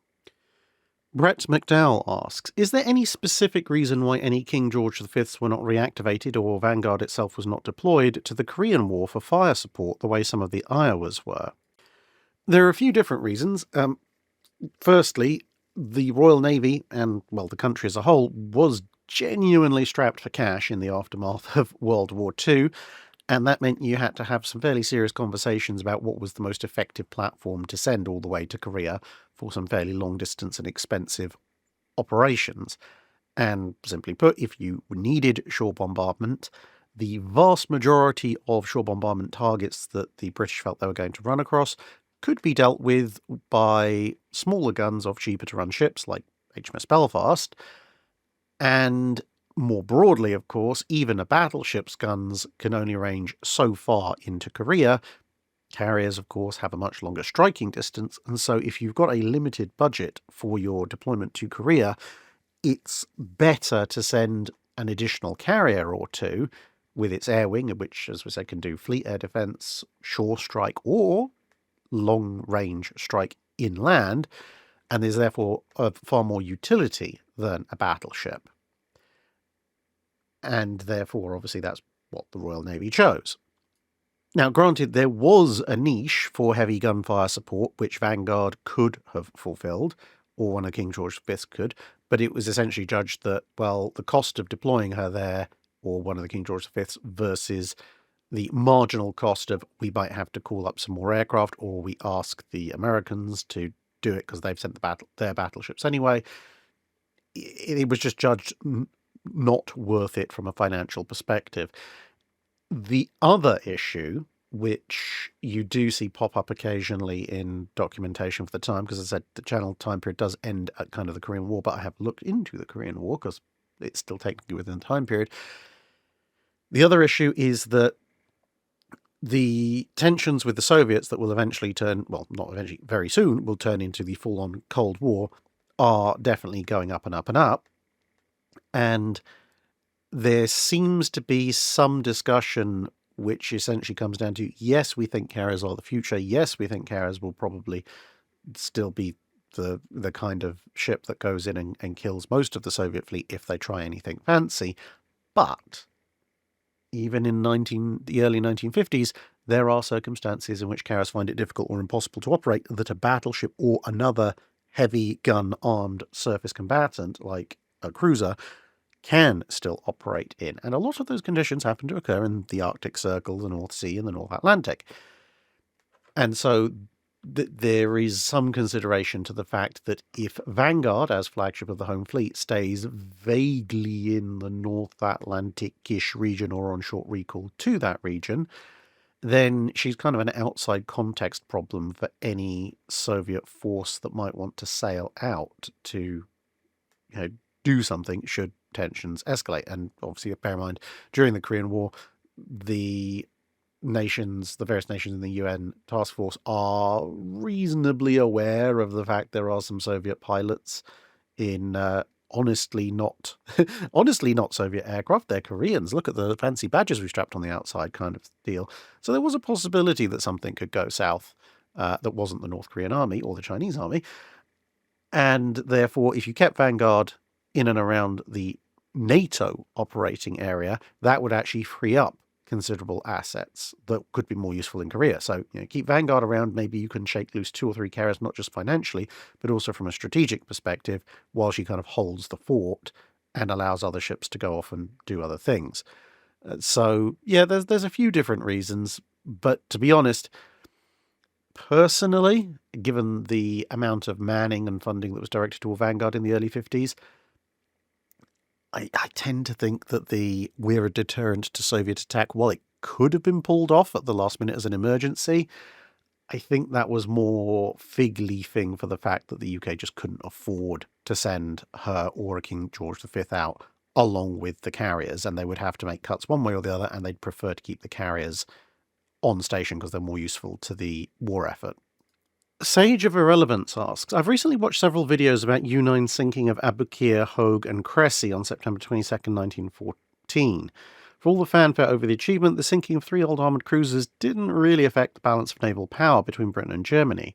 That got me thinking. Let's say that someone at the Admiralty had a rather unwise set of thoughts and deployed 3 dreadnoughts or 3 battle cruisers to patrol the area instead of the armoured cruisers. Perhaps 3 Bellerophons or 3 Invincibles, and U9 hits them instead.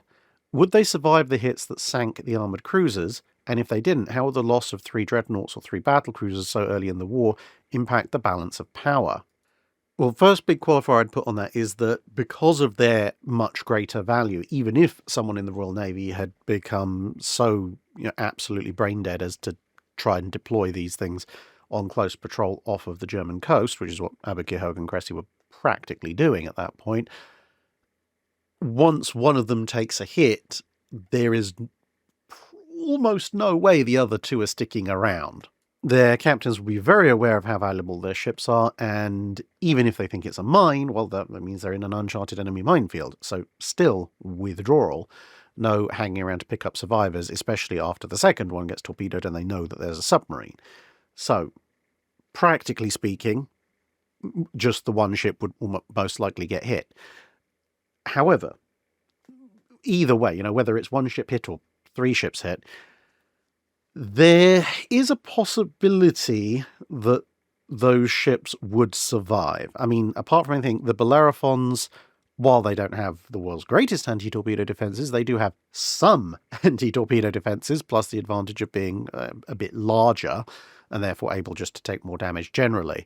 So, yeah, they would probably survive and have to limp off. I mean, you look at Marlborough. Okay, Marlborough is a super dreadnought and bigger still, but Marlborough, when she gets hit by a torpedo at the Battle of Jutland, initially goes, well, that sucks, but I'm going to try and keep up with the fleet.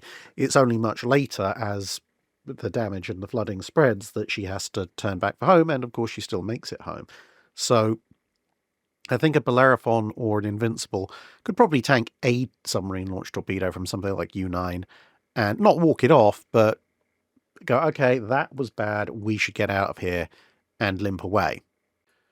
Of course, it also depends on exactly where the hits take place, because as we know at the Dardanelles, one of the 12-inch British battlecruisers hits a mine, which is not too dissimilar to being hit by a torpedo, and she ends up actually having to beach herself to stop herself from sinking. That was the Inflexible, if memory serves.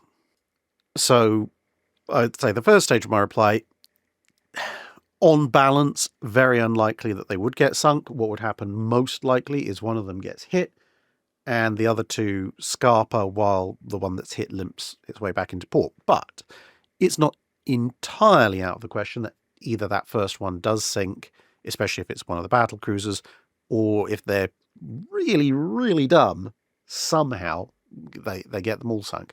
Now, if that does happen, the loss of 3 Bellerophons, while exceptionally painful to the Royal Navy, would not in and of itself really, I think, have changed the overall balance of power. Because it still leaves Britain with 19 dreadnoughts and super dreadnoughts, with around half a dozen coming online fairly soon thereafter in the subsequent months. Now, to be fair, it would leave the Germans with 15, which is reasonably close, but they've only got 2 coming online in subsequent months. And, of course, the Germans would still have all the Nassaus and the Helgolands, their smaller, slower stuff, whereas the Bellerophons are the weakest of the Royal Navy's battleships, with the exception of Dreadnought, and it hasn't done anything about the 13.5-inch super dreadnoughts and the 15 inches that are coming along fairly soon thereafter. So the Royal Navy still has half a battle squadron's worth of capital ships in terms of an advantage, greater broadside weight overall per ship on average, and of course in 1914 both sides are still hauling around some of their newer pre-dreadnoughts, and the Royal Navy has a very big numbers advantage there. But it would push the odds a lot closer, perhaps tempting the Germans to try something else to try and bait out a few more ships. And I think it would also actually spur the British on to probably complete the second batch of R's, so Renown, Repulse, Resistance, and maybe the Agincourt, but probably renamed now the 6th Queen Elizabeth. Those would probably all be completed as battleships to help make up for the losses. If it was 3 battle cruisers, though, I think the effect would be a lot more severe. Because if you take out, let's say, the 3 Invincibles, bearing in mind Australia for the minute is off in the Pacific, then that leaves you with just 5 battle cruisers. That's obviously Indefatigable, New Zealand, Lion, Princess Royal, and Queen Mary, and 1 Tiger coming along in a few months. Now, while the Germans only have 3, plus the questionable worth of Blücher, because Goeben is stuck off in the Mediterranean, they do have Der Flinger coming along fairly soon, which will put them up to 4, and that means there's only a 1-ship difference, which may be partially made up for by Blücher, in terms of their battlecruiser-esque scouting forces. And that could be a big problem for the British, because, of course, the Germans also have Lützow and Hindenburg on the slipways, and they'll get Lützow about halfway through the following year. The British at that point, with the completion of Tiger, don't have anything planned. So at that stage, you might see resistance revived, if you like. So Fischer obviously says initially, even historically, hey, I want 2 more battle cruisers quickly, which is how you get Renown and Repulse. So you might see Renown, Repulse, and Resistance all completed as battle cruisers, and then perhaps also again the contract for the 6th Queen Elizabeth repurposed as perhaps yet another Renown class to try and make up for things. But the battle cruiser force differences would be a lot closer in terms of just sheer numbers. And then, of course, you get into debates in terms of the armament versus armour of the British versus German battle cruisers. And that could be quite severe, especially, of course, because the battle cruisers are elements of both sides' scouting forces. So 1 or 2 being offline for repairs could completely change the balance of power. And if the German battle cruisers are able to beat back the British battle cruisers to the point that they have to fall back, then the Germans have the scouting advantage. So you could, in that circumstance, not only see, as I said, maybe 4 Renowns being laid down, but potentially also the 5th Battle Squadron being seconded on a more semi-permanent basis to the battle cruiser fleet, just to try and keep the numbers and firepower up. Neophytes of Gdansk asks, why weren't semi-dreadnought turrets superfiring on ships like Danton, Lord Nelson, or Aki? The secondary 234 to 254mm gun turret was simply begging to be placed in a superfiring position relative to the 305mm. Even on Ibuki-class armoured cruisers this could be applied, but in my opinion, the best one suited would be the Borodino class. At first I suspected it was due to the layout of the triple expansion engines, but South Carolina and even Oklahoma had such propulsion. So what was the reason? Did dreadnought battleship designers suddenly come up with this great superfiring idea? Or, looking at it another way, did any navy, possibly the US Navy, seriously consider placing 305mm turrets on top of each other in the first dreadnoughts, like with the Virginia class? There's 2 big factors. One of them is the turrets themselves. Now, the British do catch some stick, somewhat justifiably to a certain degree, for keeping turret sighting hoods in place, which has significant impacts on their ability to put in super firing turrets for perhaps a little bit longer than they should have done. However, when you're talking about the period that the semi-dreadnoughts are being designed in, the early to mid-1900s, rangefinders are still very much a brand new thing, and also they're nowhere near as capable as they would be by the time that, well, even the South Carolinas, let alone the Oklahomas, are being designed. And so the necessity to have some kind of spotting within the turret in order to direct the gunfire is a lot more pronounced in the period of the semi-dreadnoughts. And as well as you can see here with Danton, you can see its version of the spotting hood on all of those turrets.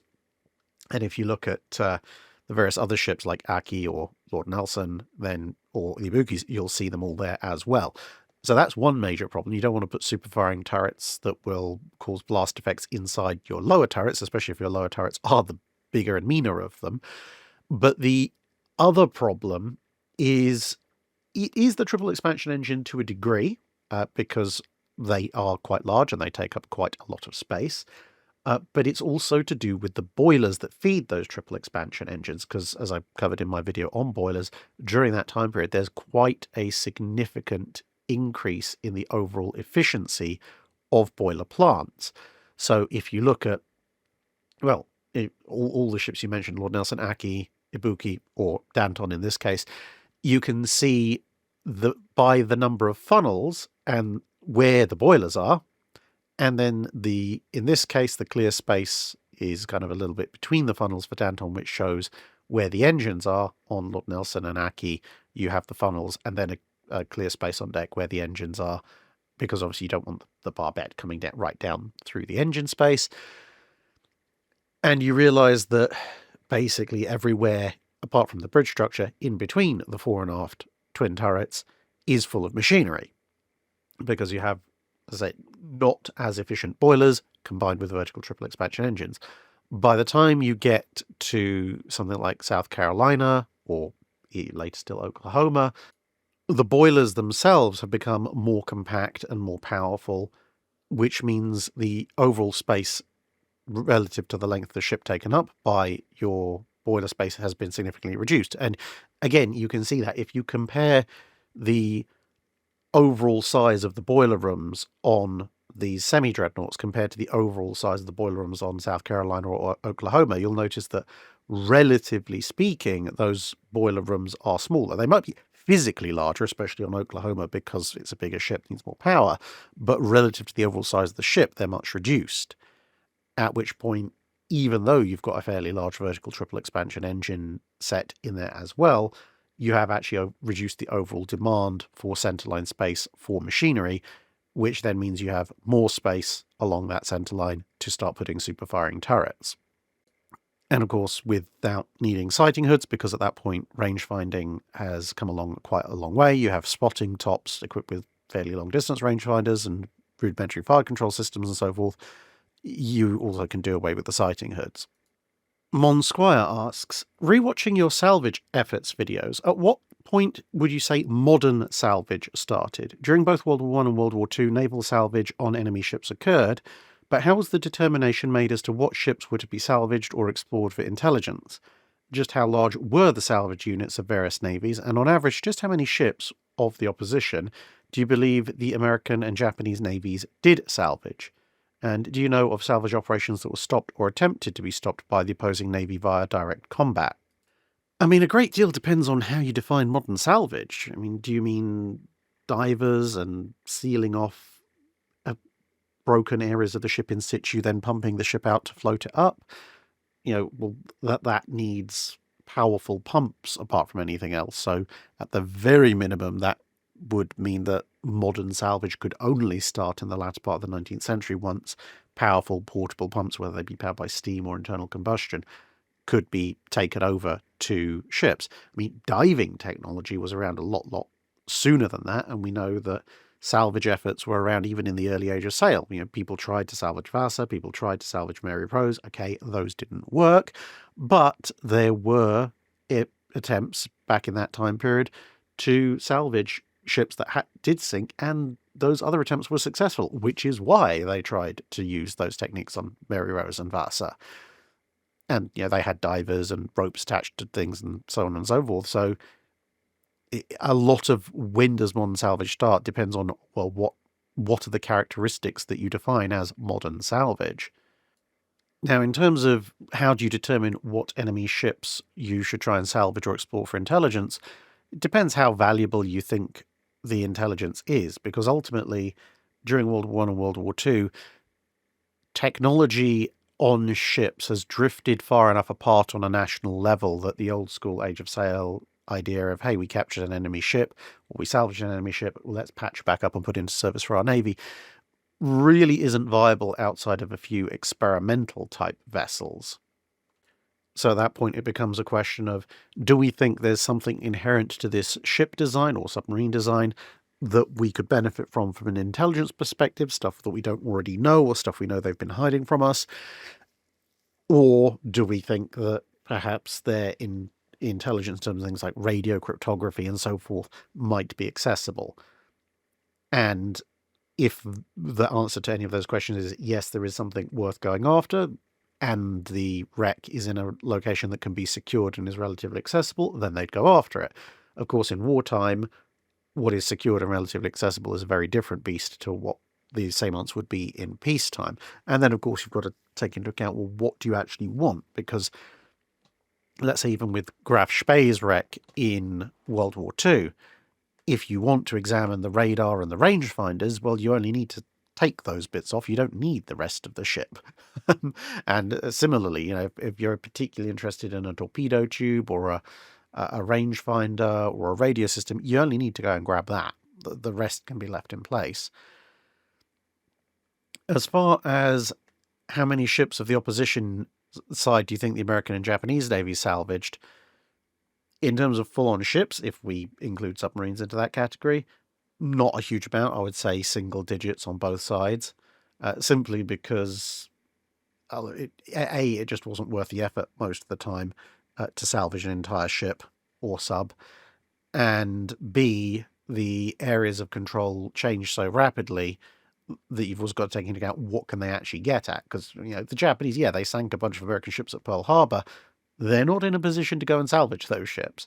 Of course, they did salvage a few ships, like famously one of the American destroyers and so forth. But honestly, the vast majority of ships that were sunk in an area where they could be realistically salvaged, i.e. in shallow water, was relatively small in terms of Allied ships.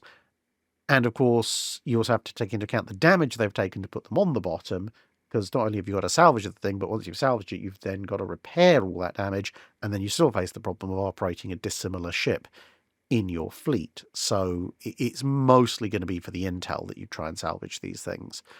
And the flip side, of course, is that when the Americans start their advance and they start capturing areas where there are Japanese ships sunk in shallow water, why do they need them?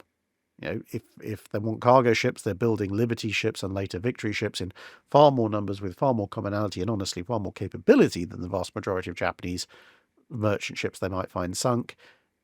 And they've got the Control-C, Control-V machine going for most of their warship design. So again, why would they want to salvage a Japanese destroyer or cruiser that they've already blown big chunks out of?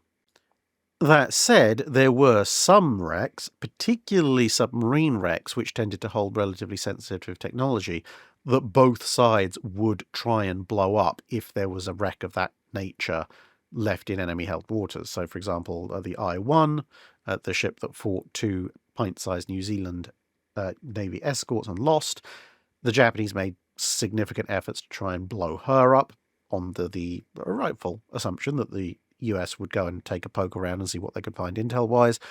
And likewise, when various US ships, US subs got stranded on reefs and so forth, which didn't happen a lot but did happen occasionally, they would make dedicated efforts to try and bomb or blow them up if they hadn't already been severely sabotaged, again to stop the Japanese getting on board and discovering all sorts of fun things, because for both sides, the submarine tech was some of the most secretive stuff.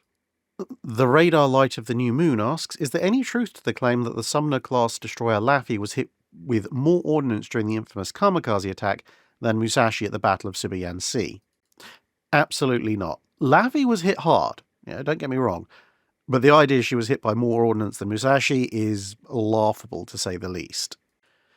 I mean, even if we throw the weight of all the aircraft that hit her and count them as ordnance in addition to the bombs they're carrying and the bombs that hit her that were dropped by aircraft rather than impacts by kamikazes that were carrying the bombs, and even if we include very questionably the aircraft that clips her mast rather than just the ones that hit her straight on, we're talking about a combined weight of aircraft and ordnance that's probably somewhere around 30,000 pounds, if we're being generous.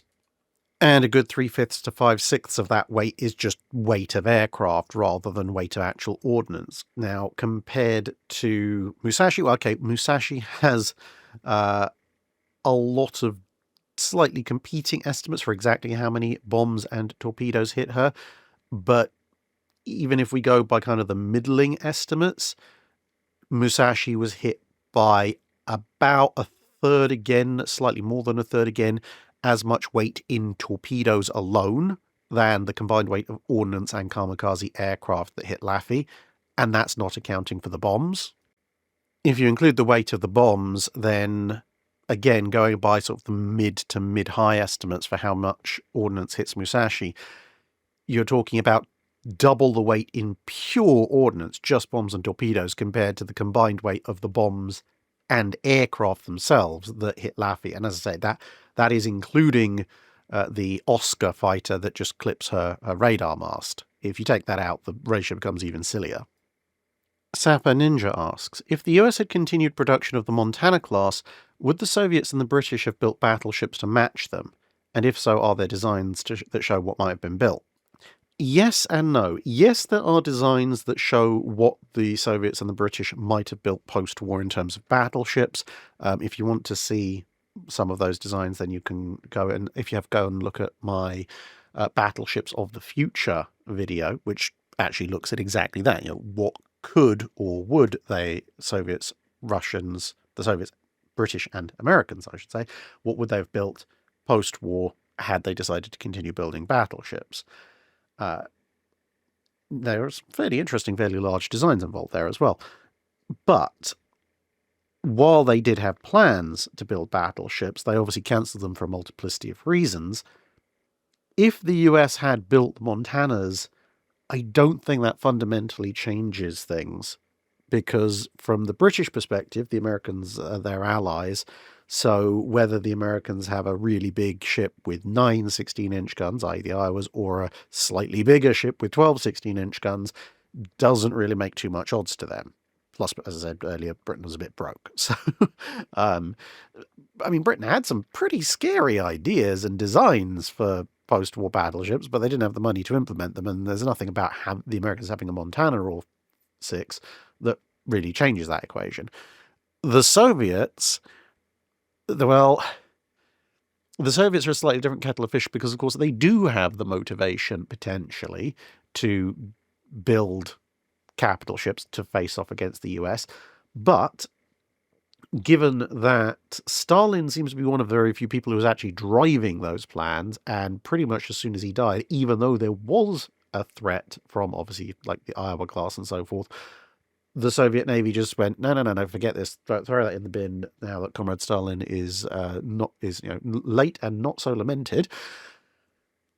Again, the US having the Montana class, I don't think fundamentally changes that equation within Soviet naval hierarchy. If having a quartet of Iowas and the potential that the Americans might finish 2 more, plus the fact they've got the South Dakotas and North Carolinas in reserve, if that doesn't motivate them to build something without Stalin threatening to throw them all into Gulag, having more isn't going to motivate them to do much else. They long ago concluded they were going to rely on aircraft, and they, as far as their thinking would go, just be like, okay, so we need a few more aircraft then. That and various Shanghai German submarines that they modified and repurposed for their own designs. Camino John asks, a series of questions on my Japan trip, thoughts and impressions. So as rapid fire questions, I'm just going to very quickly mention each one and an answer as we go through. This is Kobe, just in case anybody's interested. So, first, did you stay at any traditional type Japanese inns, aka ryokan, including traditional sleeping and eating arrangements? No. Pretty much all the hotels, well, all the hotels that I stayed at were, if you like, relatively standard hotels. Some of them were, if you like, Japanese hotels, in that their space was very small, but whereas in a lot of places in the world, if you get a small hotel room, it's also usually several grades down in terms of quality. In Japan, I didn't notice a particular drop in overall quality in the small hotel rooms as compared to the large hotel rooms. I mean, they were slightly less, but nowhere near as much as you might expect. That said, the eating arrangements did vary quite a bit. A lot of the hotels had at least a Western catered level of breakfasts available, even though they did include certain traditional Japanese ingredients. But it did vary quite a bit. The Hotel New Asashi, which I stayed at as the last hotel up in Hokkaido, that had a completely traditional Japanese breakfast, which was quite tasty, actually. Did you partake in the bath-onsen? This could be either private or communal. No. For one thing, I didn't really have the time, and for another, nobody needs to see that. No, I just, generally speaking, it was so flipping hot, I just went in and had a nice cooling shower and then just dried off. The last thing I wanted on the vast majority of that trip was even more heat. Did you make it to Matsumoto Castle? No. Did make it to Hiroshima Castle, which obviously rebuilt in the aftermath of the atomic bombing, but sadly, there wasn't the time on the schedule to make it to Matsumoto. In Tokyo, did you take in either the Tokyo Skytree and or Tokyo Tower? Yes, I went up to the top of the Skytree. It was very nice, and very annoyingly, I somehow, I think possibly in Yokosuka, managed to misplace a small bag of souvenirs that I'd picked up in Tokyo, which, as far as I can tell, included my commemorative coin from the Tokyo Skytree, which was very irritating indeed. Still have pictures, though. Tokyo Part 2, did you take in one of the Godzilla-themed locations? No. Not as far as I'm aware. Did come across some fairly big Godzilla displays in some stores, though. 6, what did you think about the bullet trains? I absolutely love them. They're incredibly fast, incredibly comfortable. At least, well, I was in the green car, so I suppose that might be more comfortable than perhaps standard. But hey, it's for the total time you're spending in Japan, it's not, and the amount of Shinkansen travel I was doing, it's not that much more expensive. So yeah, green car definitely worth it. Really nice and comfy, nice seats. It's got its own internal ordering system. You can have drinks and snacks brought to you. Although, funnily enough, even though we went pretty much from Tokyo all the way down to the southern end of the Japanese home islands, and then from Hokkaido down back to Tokyo, I think we were only on 2, maybe 3 Shinkansen, where it was actually worth ordering the snacks because they're so fast that most of the time you're at your destination before you feel particularly hungry. The other things I liked about them, their reliability, the relatively low noise level considering how fast you're going, and just the sheer number of them as well. I mean, with a JR Rail Pass, you could, and I did, essentially treat them as commuter services. Because I've already paid for the ticket once, I can travel on them in any arbitrary amount of times. I'm not quite sure why some of my colleagues, when we were actually, funnily enough, staying in Kobe here, when we spent one day in Kyoto, I looked up the services. I was like, well, I could spend anywhere from 1 hour and 20 to 1.5 hours on a combination of various slow train services to get to Kyoto, or I could spend about 4 minutes booking myself a Shinkansen from Shin-Kobe to Kyoto, and then I get to ride in greater comfort, don't have to stand up, and it takes less than half an hour. In fact, I think it was 20 minutes at one point. And yeah, for some reason, some of my colleagues were like, no, we're going to take the local trains. I was like, okay, you do that then. I just took the Shinkansen. literally just showed up, well, on the way there. I pre-booked the ticket the previous night, and then on the way back, because obviously I didn't know exactly when I was going to be done in Kyoto, I just went to the station and went, okay, here's my pass.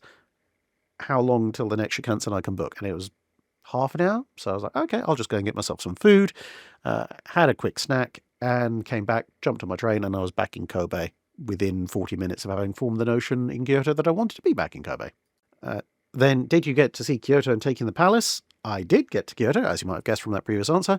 Did I get to take in the palace? I took the palace in from outside, but there were various other things that we were doing in Kyoto,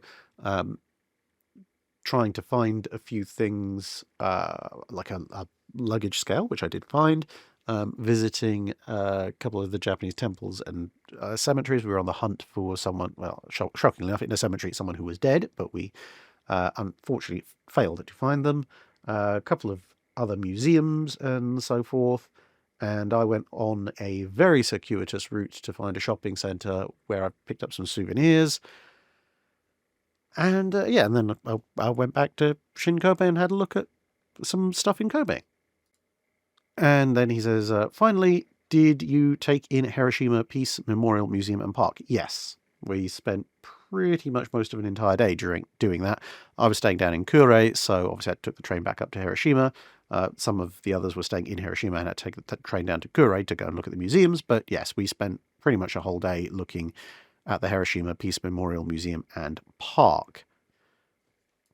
And of course, my inner engineer kicked in because, of course, you have, well, they've renamed it now, but everyone knows the big building with the dome that was half blown away by the atomic bomb, but was one of the few buildings left partially standing. Yeah, everyone knows which one I'm talking about. So as we approach that from, roughly speaking, the north, my inner engineer kicked in and looked at the various scorch patterns and so forth on the building and started trying to mentally calculate as we circled it which direction exactly the blast had come from. And I was morbidly fascinated to find out, once we found a placard nearby that explained the building in more detail, that yes, in fact, I had pretty much been correct and managed to work out from first principles which direction the atomic bomb had detonated in. So there you go.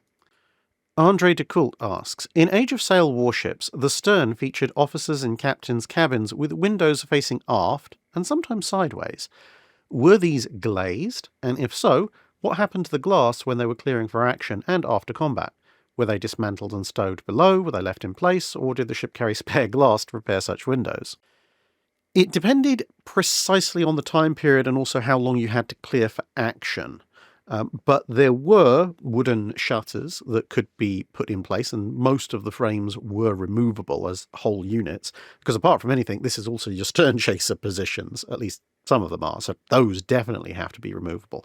So if you've got plenty of time and you're in the classic Age of Sail, then yeah, you could strip out most, potentially all, maybe not, of, depending on the ship, I think, more than anything else, of these glass panels and bring them below, because yeah, glass is relatively expensive. I mean, it gets less expensive as time goes on during the Age of Sail, but you still getting it all smashed up isn't brilliant. And of course, it's a pretty big danger to anyone who gets in the way of a cannonball that's gone through it. And as I said, because you might have stern chasers here, you don't really want your stern chaser crew filleted by flying glass if you can at all avoid it. But with that said, where you would store it, yep, sometimes you'd store them below, sometimes in the ship's boats, which would be towed behind the ship, again, depending on time and space. But all of this assumes perfect conditions to clear for action and that you have the relevant number of wooden shutters and everything on board, whereas in a lot of cases where you maybe don't have so much time, you've got a lot more other priorities when it comes to clearing for action. Stuff that needs to be taken away and struck down below internally. And so you could end up quite often with much of the glass work actually still there, and you just have to take your chances. If it does all get smashed up, then yeah, you would have to replace it, but you wouldn't be carrying whole spare window panes on the ship. You'd patch it up with wood, and to be perfectly honest, if it gets massively shot up, that probably means you've been raked from the stern, which probably means you lost that fight, at which point your ship's probably been captured and the captors probably don't care that much. about the glazing until they get back to port. Captain Oblivious asks, what sort of post-battle cannon inspection and maintenance routine was used during the Napoleonic Wars? And was it documented or just tribal knowledge? Separately, what post-battle maintenance was performed on the interior barrel surfaces of the main armament during World War II? It was actually all very well documented. So it wasn't just passing down the lore from one gunner to the next. Even 100+ years before the Napoleonic Wars, this kind of stuff was being well tabulated, along with a frankly bewildering amount of arithmetic. But for example, I'm going to read to you an extract from a book that was published in 1691 on instructions on how to be a sea gunner. So a gunner that is at sea, and remember at that point, a gunner is not just someone who serves the guns, it is kind of the professional, what you might call the gun captain or something like that. So an extract from the instructions, necessary instructions for a sea gunner. He must, with a ladle and sponge, draw and make clean all his guns within, because obviously he might have command of more than one gun, that there may be no old powder, stones, iron, or anything that may do harm. So making sure your guns are clear after action, good thing. Then he search all the guns within to see if they are taper chambered or true bored, or whether they be cracked, flawed, or honeycombed within, and finding what ball it shoots, to mark the weight of the ball over the port, that thereby he may see the mark or number upon the carriage and case, so that in time of service they may not go wrong. Now, obviously, by the Napoleonic Wars, this had been made somewhat simpler by the fact that most ships would have guns with a gun deck of a uniform caliber, but obviously in the late 1600s that wasn't necessarily the case. So essentially what he's doing is looking for any flaws that might have developed in the gun's use and checking, obviously, is this going to be safe to fire again in another battle, making sure that it's going to shoot the right weight of shot, etc.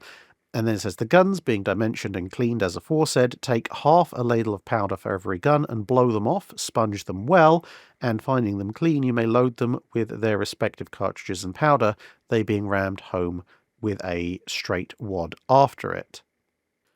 So at that point, it's essentially clearing the guns of anything that might be left after the cleaning, the sponging, and the removal of large residue and potential bits of shot and so forth. Now, in terms of how that's evolved by World War II, assuming that you have a calm period after action, you'd note things like how many rounds had been fired. So you'd have an expected barrel life, and you'd have a record of how many rounds have been fired through each barrel since they were installed. You'd mark up all the new shots that you'd fired, what type of shot they were, because AP shells being heavier might cause more wear than HE shells. The charges that you'd used, whether they were full charges, half charges, whatever. Usually, of course, they're going to be full, but you never know, especially with shore bombardment and so forth. Any unusual notes and effects that might have occurred, battle damage if applicable, and once everything's cooled down, you'd probably also measure the depths that were left on the rifling, and so on and so forth. Double check that against your expected figures, see if there's additional wear. And of course, you would actually clean the gun barrels out. So you've probably seen those pictures of you with long rope, essentially sponges, not unfamiliar to what you can see here on the deck here, but just much bigger and on long bits of rope that could then be passed through the guns to clean the barrels out. And one of the things I absolutely love about the 1691 Sea Gunner's Manual is it has all sorts of other random instructions.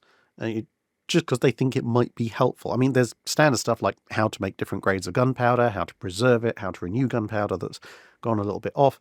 But then there's a couple of pages in chapter 18, which are literally just, the title is How to Make Hand Grenades to be Hove by Hand. And that's frankly quite a terrifying grenade that they're talking about making, because it's multiple layers of paper with halved musket balls stuck to it. At least 3, possibly more layers. It basically says you need to do at least 2, then another one, and then it just says put some more on until it's quite full after that. So who knows how much shrapnel you're building up.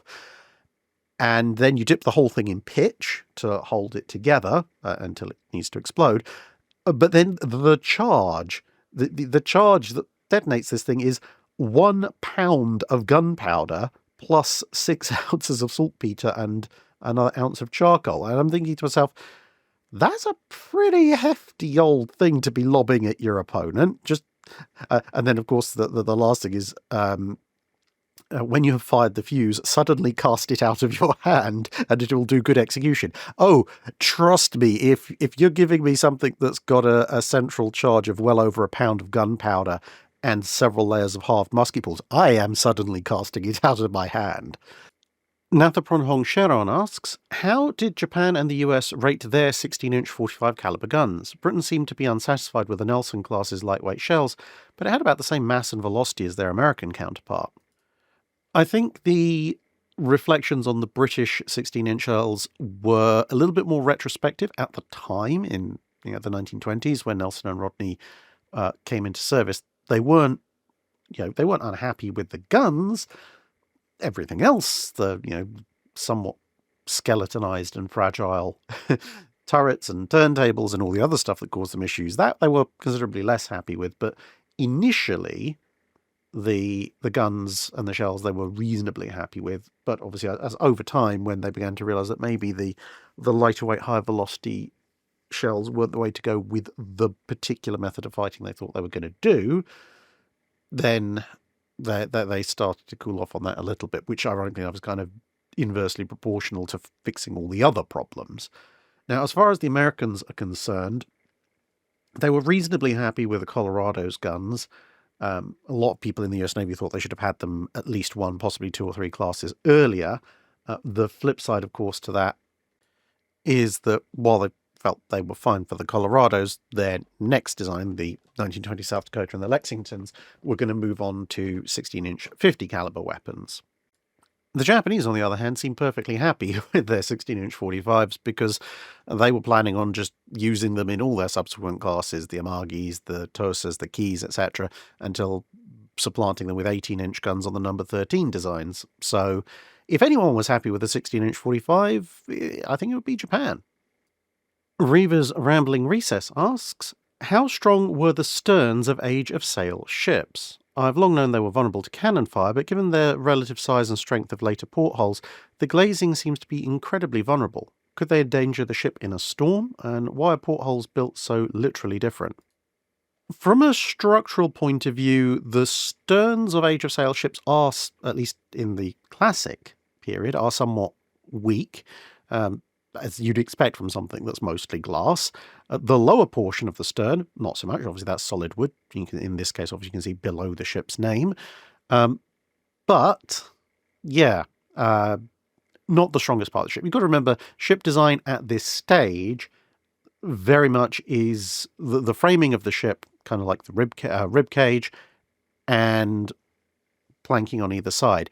There isn't really a good solution for then turning that 90 degrees to cap off the stern of the ship in a particularly strong way. And, well, if you're going to have a relatively lightweight stern, then you might as well stick some windows in it, because why not? At least then you get some light and so forth. Now, could the glazing endanger a ship in a storm? Yes, it could. However, there's a couple of things that mitigate that. Firstly, as I mentioned in the previous question where we used this photo, they did have wooden shutters, either fixed or big blocks that could be put on the inside of the windows to provide extra sealing and, to a very limited degree, strength. So obviously in a really bad storm, you'd do that. The other thing, of course, is that Age of Sail ships generally would try not to get caught in very major storms, but if they did, then it was generally understood, and even in World War I and World War II for that matter, that being hit and then overrun by a following sea was a really, really, really, really bad thing to happen. Ideally, if you can, you want to tackle these kinds of seas head on, and thus, ideally, if you are a wooden ship of the line, you shouldn't be facing the sea coming up onto your stern. You should be 180 degrees the other way around, or as close as you can get to it. So, yes, there are theoretical cases where you could end up losing a ship or having a ship severely endangered by a following sea rushing up and smashing through the stern glass and flooding a good chunk of the ship. But if the sea's in a position to do that, you've already done something very badly wrong, or something has gone very badly wrong. As far as why are portholes built so differently, well, at that point, you've gotten to a point where you have enclosed sterns, which is a point you get to actually in about 1810, 1815 as well. And at that point, strength actually matters. And when strength actually matters, then if you are going to have some kind of viewport, it's best to have it round, because that's the best way of avoiding stress concentrations. Andrew Waite asks, would Operation Pedestal have been possible if HMS Formidable or HMS Indomitable had been sunk or badly damaged during the Indian Ocean raid? If it had been Formidable, then yes, technically, because Formidable didn't take part in Operation Pedestal. She spent the rest of 1942 in the Indian Ocean, right up until she came back to the UK for a refit, and then went off to take part in Operation Torch. So her being available or not doesn't manifestly affect the availability of carriers for Operation Pedestal. Now, of course, the loss of Formidable in the Indian Ocean might then cause the Royal Navy to try and cover that, which might lead to the redeployment of another carrier. But I think if they have lost Formidable in the Indian Ocean, they're much more likely to just draw back for slightly longer and slightly further in the Indian Ocean than try and, basically send good money after bad. Now, Indomitable presents a slightly bigger problem, because Indomitable was part of Operation Pedestal and got bombed in it. However, if one or the other, because that's what the question is, if Formidable or Indomitable had been sunk or badly damaged, then again, I think you'd come back to, if the Indian Ocean raid has gone considerably worse for the Royal Navy, there's a fairly high chance that they will just, spend less time and resources in the Indian Ocean, essentially just playing defense in the vital areas rather than trying to do offense, which of course they do end up doing with things like Operation Stab later on in the year, at which point, if Indomitable is out, then, well, if Formidable's also being withdrawn, then they can send Formidable over to take part in Pedestal, because in this case, Indomitable's been sunk or badly damaged. Formidable's fine, but on her own. And the other thing is that Formidable and Illustrious operated in the Indian Ocean for much of 1942, so they do actually have another armoured carrier that they could draw in separately. Even if they want to keep Formidable there as a one-carrier task force, they could send Illustrious in Indomitable's place. So yes, Operation Pedestal would be possible, but it would have knock-on strategic implications for the Indian Ocean. Matt Kidd asks, how much more capable were the Gatos compared to the first US Navy fleet boats, the Salmons, Sargos and Tambors? They're generally overall just an incremental improvement, except for a few key areas. So the Gatos are just a fraction larger.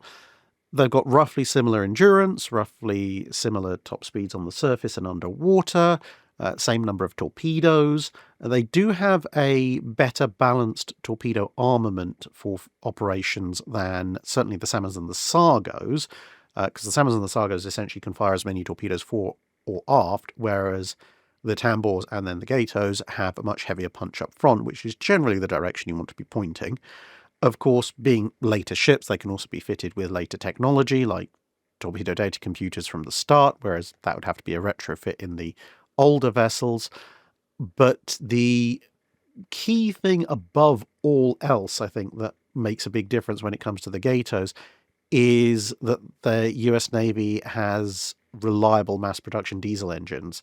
Now, the situation is getting somewhat better in the earlier fleet boats as the classes go on, but certainly with the Salmons and the Sargos, and to a lesser extent with the later ones up to the Gatos, they had real issues with the diesel engines in terms of maintenance, reliability, all sorts of things.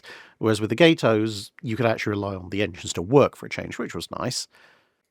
And along with more practical things like the TDC, obviously the Gatos also feature things like air conditioning. There's lots of little quality of life upgrades which aren't necessarily not capable of being fitted to the older subs, but which are coming along and being fitted to the Gatos as new and then retrofitted to the other subs. So if you were used to serving in, say, a Salmon class and you stepped aboard a Gato, a lot would be familiar to you, but you would generally feel an overall quality of life improvement. Hark asks, hello, redundancy in ship design. How does one do it well? Having as many components redundant as much as possible is not necessarily a good solution, is it? I've wondered about ways one might go about deciding when, where, and how exactly one might decide to use redundancy, as the weight and space given to said redundancy could instead be used for more forms of protection for the components in question, and the components could be designed to be more robust in ways other than redundancies, and then use the weight and space gained by being less redundant with them. Are there any examples of well-executed redundancy or poorly executed redundancy? Perhaps where redundancy made a system less effective and other solutions would have been more suitable? And are there differences across navies in how they approach this? Yeah, there's a lot of differences between navies and how they did it. So I think what I'll do is, using some examples along the way, I'll highlight what I think would be the main questions you should be asking yourself when you're thinking about putting in redundant systems. The first question is, am I adequately protecting the primary systems? Because if you're going, okay, well, here's a system, let's say my primary rangefinder, and I'm thinking, okay, well, if that gets knocked out, then I'll put in an entire secondary rangefinder system. Now, if you are doing that, but you are leaving to save the weight and space that you need for the secondary rangefinder system, you're leaving your primary rangefinder with, say, very lightly protected or not protected at all exposed wiring, I would say that's a bad idea, because it's much more likely that you're going to get that primary system knocked out in the first place, and your redundant system, unless you're going to go through the massive weight and space penalty of having it just as high and just, and so forth, is by necessity not necessarily going to be quite as good. Now, there are other reasons why you might want a secondary fire control system, because even if you do reasonably well protect your cabling against blast and shrapnel, it's still not going to protect against a direct hit. You may not have a full 360 arc of view. Masts and funnels might get in the way, so you might need a secondary system just in case you're having to engage dead aft anyway. There are all sorts of good reasons to justify having a secondary rangefinder for your main guns, but make sure that the first one is protected first. So, essentially, first question, am I making unnecessary sacrifices to the durability of my first system just to have a redundant system? If so, you're doing it wrong. Secondly, what is the overall cost of the redundancy that I'm putting in? And this could be in terms of space, weight, money, whatever. So a good example here would be perhaps US fast battleship fire control redundancy, because they have a primary and a secondary fire control station. And that's in terms of the rangefinder system up top, which, okay, yeah, everybody pretty much has those on their battleships. That's a pretty well agreed to redundancy. But then they have multiple other redundancies. You've got rangefinders in the turrets. Again, most navies have those. But then they have everything cross-wired so that the rangefinders on the secondary fire control systems, i.e. for the secondary battery, they can also feed information to your primary fire control computer. Now, that's an example of good redundancy, because you still need to have those secondary battery rangefinders anyway. So it's not costing you anything more to link up to them apart from a bit of cabling. Whereas if you were to say, okay, we're going to have primary rangefinder for the main battery, secondary rangefinder for the main battery, and then maybe put a tertiary and quaternary rangefinder for the main battery, either in more amidships positions or maybe one on each side, that would be a bad idea, because you're adding a system, or in this case, two systems, against a very unlikely scenario, which is that you lose primary and secondary main rangefinder control. And that kind of segues into the third question, which is, how likely is the situation that I'm planning for to arise, and what implications does that situation have? So, yeah, if you're building 4 separate primary rangefinders outside of what you have in the turrets, you kind of have to ask yourself, how likely is it that my opponent is going to be able to smash up 3 systems to the point the 4th redundant one is actually useful? And if I'm in a situation where I've been hit hard enough and badly enough that I've lost 3 primary rangefinders in 3 different sections of the ship, I may be overlooking the fact that I'm probably doomed at that point, because that implies my ship's been completely plastered in armor-piercing shells and high explosive, and thus having a 4th rangefinder probably isn't going to help matters, and the space and weight that I spent on those 2, the 3rd and 4th rangefinders, if I put it into a bit more protection or maybe a bit more guns and so forth, I might not be in the situation where I'm horribly on fire and smashed into kindling. And I think you could extend that more broadly to various catastrophic situations. Like, say, pumping capacity. So there's a sort of minimum amount of pumping capacity if you take battle damage that you want to be able to have. And then you probably need more than that, because relying on a few sets of pumps in certain areas of the ship, well, the mains might be cut off, they might be destroyed, thus dropping your pumping capacity below what is ideal or what's necessary. So you will need some redundancy in your pumping capacity.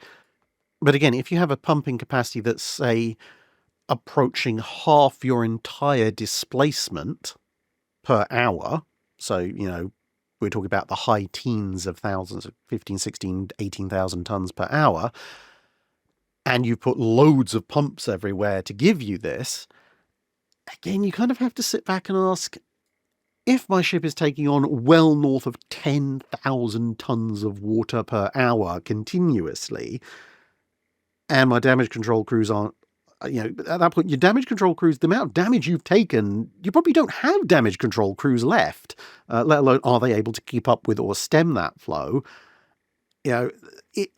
If you're being that badly riddled, again, you have much, much bigger problems than what your pumping capacity theoretically is. Now, of course, yes, with redundancies, you could take a good chunk of that pumping capacity out and still have a reasonable pumping capacity. But again, how much space, weight, and time have you put into that could have been better put to things that would mean you didn't have to pump the water out in the first place, like better protection or more guns, etc. Now, I'm not necessarily saying that having that sheer amount of capacity is a bad thing, period, because if you can turn around and go, well, actually, we've got these really advanced pumps and they're all cross-linked, so we've got all this capacity and it's great and it's not taking up too much weight and space, fantastic. But if you are taking up a lot of space and weight you could be using for other things, not such a good plan. And then the final 2 questions I'd look at is, how cross-linkable are my redundancies?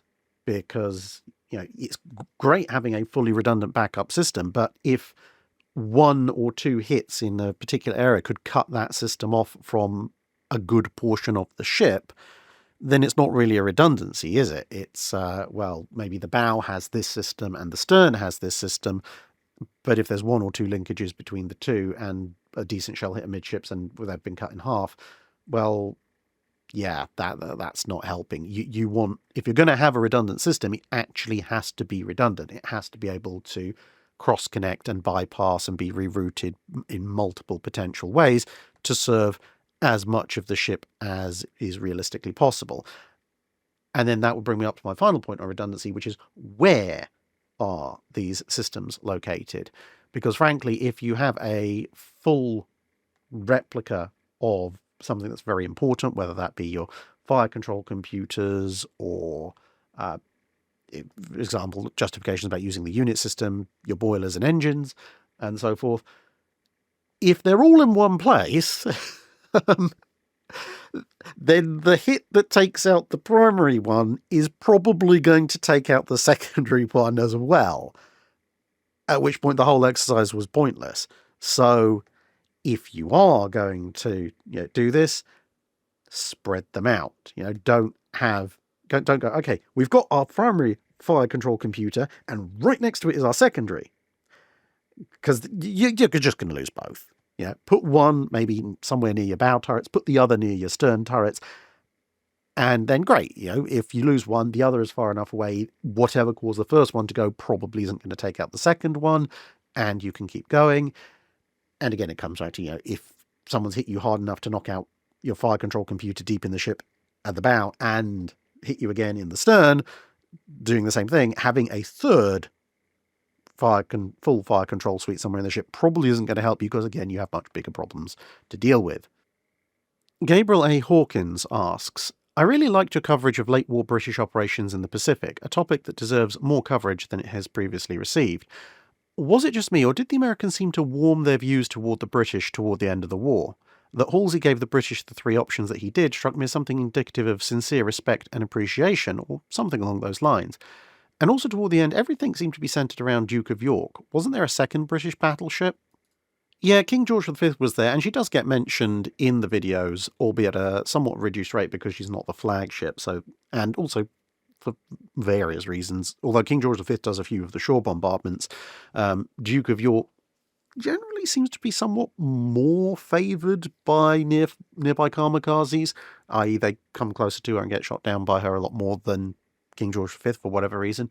Towards the end of the British Pacific Fleet deployment, there's actually even more ships coming up. Obviously, the last bit of the section, that series of videos was looking primarily at the ships that were still on the front line, but technically speaking, the order of battle by the very end of the war in the Pacific actually had even more of the King George V's coming up. They just weren't on the front line, so didn't really merit mention in frontline operational coverage for obvious reasons.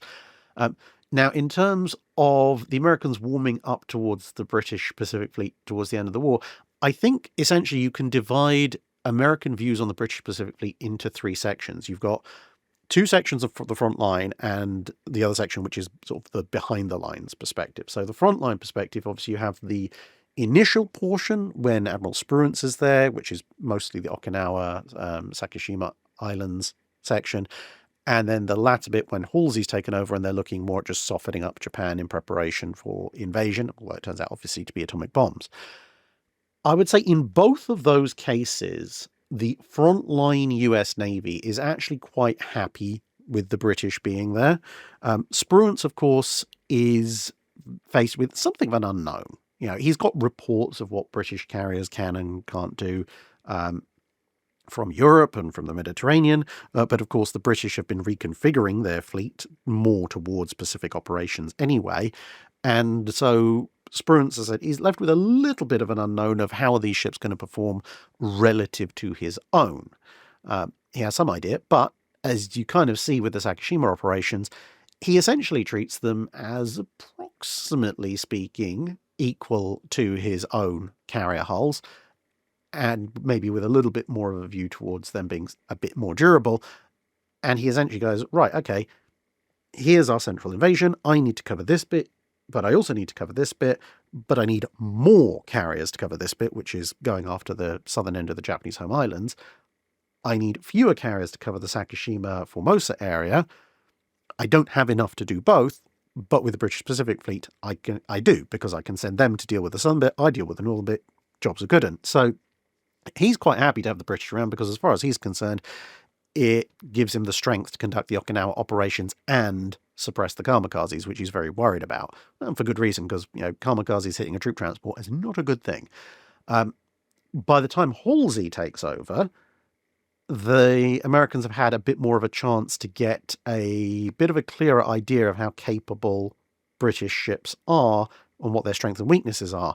So based on the experience of the British Pacific Fleet operating with Spruance, Halsey's now aware that the British fleet needs replenishment slightly more often than his ships do, but on the other hand, they are far more durable than even the wildest US Navy estimates thought. I mean, there's that whole incident which I narrated in the series of when Formidable gets hit and says, oh, that's all right, I'll be back online basically by the end of the day.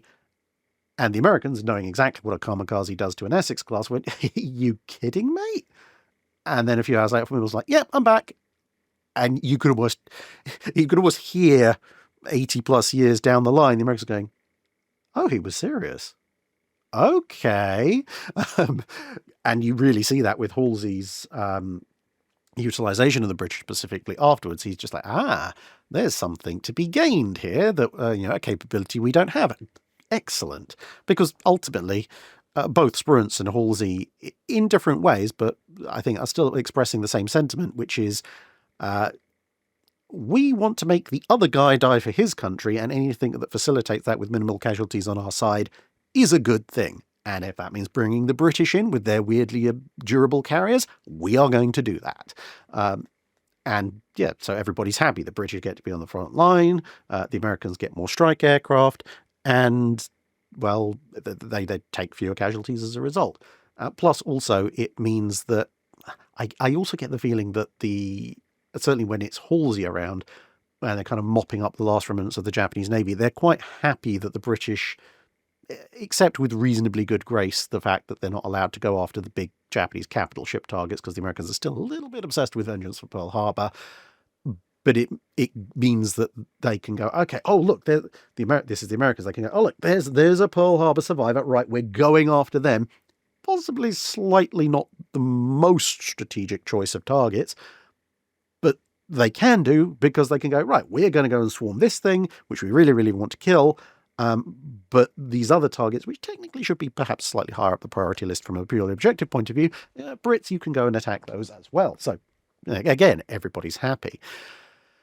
Where you see, I think, to a certain degree, even continuing hostility all the way through to the end of the war is further back, stateside, where it's less about the practical considerations of war and more about the political side of things. And back there, you do have a number of both politicians and high-ranking naval officers who are somewhat Anglophobic.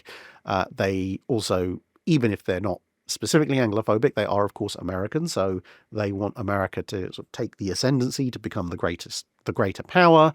And so you have all these political considerations of, oh, if we let the British in, are they going to rebuild their empire? That will make the British stronger, which means it's going to be harder for us to be top dog. We don't want that. We want to supplant the British, and anything that the British think is worth having, logically speaking, therefore, is worth us having. And if the British take it back, then we don't have it, or we can't control it or exert influence over it. So there's a lot more of the political machination side of things, and looking to the post-war environment going on back in the continental United States. And I think that's where you get a detachment that, to a certain degree, is increasingly growing, because the more and more the British Pacific Fleet and the US Fast Carrier Task Force operate together or in close proximity, the more they're kind of just getting on with life. And as a result, they're getting friendlier and friendlier. Meanwhile, back in the continental United States, you have, say, a mixture of politicians and more high-ranking admirals going, we don't really want them around. Make them go away. But the frontline officers, certainly if you look at some of the communiques, you get the undercurrent of, these American officers have learned very, very politely to tell their superiors where to stick it when it comes to their superiors' suggestions as to how to utilize the British Pacific Fleet. Because I think at the end of the day, although obviously as Americans they have an appreciation for their country and a broad appreciation of the geopolitical realities that are probably going to shape the world afterwards, at the time, both Spruance and Halsey are far, far, far more concerned with keeping their men alive. And I think from their perspective, yes, politically it might be slightly disadvantageous for the United States' interest for the British to retake Hong Kong, but if the British retaking Hong Kong post-war is going to keep several thousand more of my men alive because kamikazes go hilariously bouncing off the British flight decks instead of pulling a Franklin or a Bunker Hill on me, I frankly really don't care. J. Mace asks, were there any large or particularly notable actions between the ships of the Order of St. John and the various Turkish and Arab navies when stationed at Rhodes and Malta, when the Order was actually stationed at Rhodes and Malta? And would this make a good Wednesday video? Yeah, there were quite a lot of quite vicious actions. Of course, the Order of St. John, aka the Knights Hospitaller, is what we're talking about. Now, there's a little qualification to that in that the Hospitaller fleet was never the largest, simply because, well, the Hospitaller Order itself was very small compared to full-on empires like the Ottomans or nation-states like the Venetians or the Spanish. But the flip side to that was that, well, the Hospitaller stayed first at Rhodes and then later when they got kicked back to Malta, was a mini nation state, or city state if you like, which was based entirely around being very, very militaristic. They were the Knights Hospitaller, obviously, of course, and therefore, to a certain degree, what they lacked in numbers, they made up for in ferocity. Now, this did leave them with a little bit of a problem, because it meant that while one-on-one the average Hospitaller ship was generally superior to an Ottoman ship, of just pick one at random, there were a lot more Ottoman ships. So when you look through the series of engagements that they fight, individually, if you're talking about just the Hospitaller fleet, none of them can be particularly large, because, well, they just don't have a very large fleet. But the engagements they fight in, either individually or in the larger ones where they're allied with other factions, they do fight quite viciously. Obviously, there is the whole siege of Rhodes and how they end up getting displaced from there. They do lose their fleet several times and have to rebuild it, or lose fairly large chunks of it. But broadly speaking, the Hospitallers are some of the most vicious fighters of that period, certainly on the western side of things, to the point that when you look at the Battle of Lepanto, video hopefully coming up on that, well, multi-part video coming up on that before the year is out with any luck, you certainly get the impression that everybody else in the Holy League fleet in the run-up to Lepanto is basically looking at the Hospitallers like particularly angry, well-armoured, slavering attack dogs. It's kind of point in direction of Ottomans and release, and try, for the love of all things holy, do not get in the way of them. Once they're unleashed, just sit back and watch the red spray coming off from the buzzsaw that is the Hospitallers, which is all very hilarious, of course, because now the Order of St. John runs ambulances. I guess maybe they're trying to make up a cosmic balance. So, we've butchered so many hundreds of thousands of people, and now we're going to heal so many hundreds of thousands of people. Now, would it make a good Wednesday video? Potentially. It would require a fair bit of research to go into depth on all the various battles and actions they fought in. Fitch's 5th Fleet Fish Fleecer, fiercely fishing for fleeting fish for 4 fish fritter flavour favours, asks, can a torpedo, under ideal conditions, run fully up onto land, completely under its own momentum or thrust?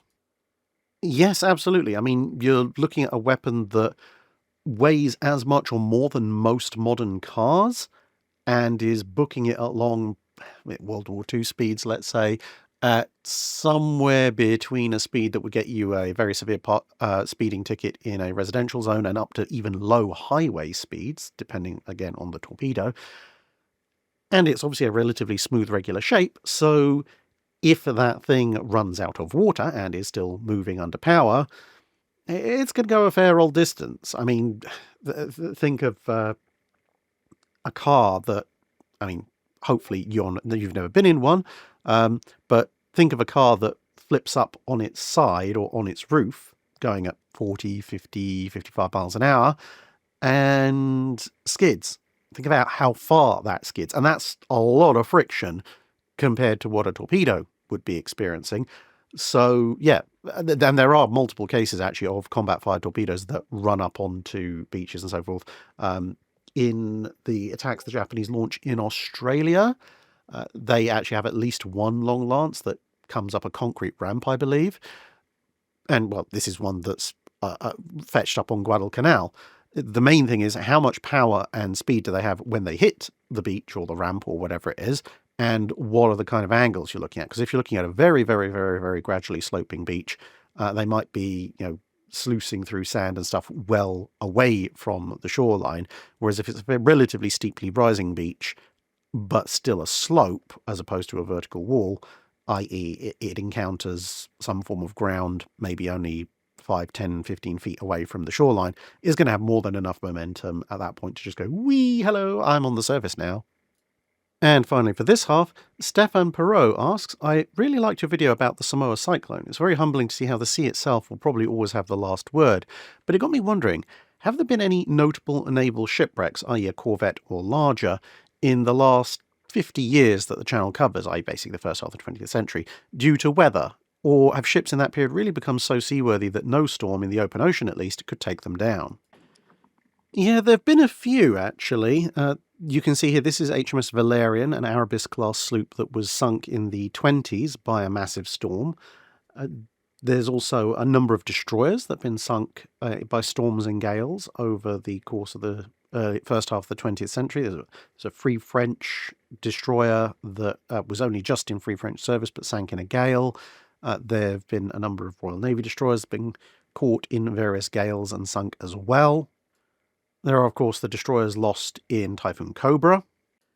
And there have been quite a few ships which, in various wars, particularly World War I and II, which have taken severe damage but have theoretically been able to head home, i.e. they have been on their way home to be repaired and salvaged, but where then storms blowing up has taken advantage of their damaged condition and caused them to be lost. But as far as I'm aware, in terms of directly picking a ship up and pulling it under, essentially, putting it over on its beam ends or something like that, as opposed to potentially occasionally running a ship aground in fog or something like that. In the early 20th century, I think the biggest ship that's been directly sunk by the weather has been a destroyer for warships. One or two cruisers have gone aground because of poor weather, but then it's the land more than anything else that's finished them off there.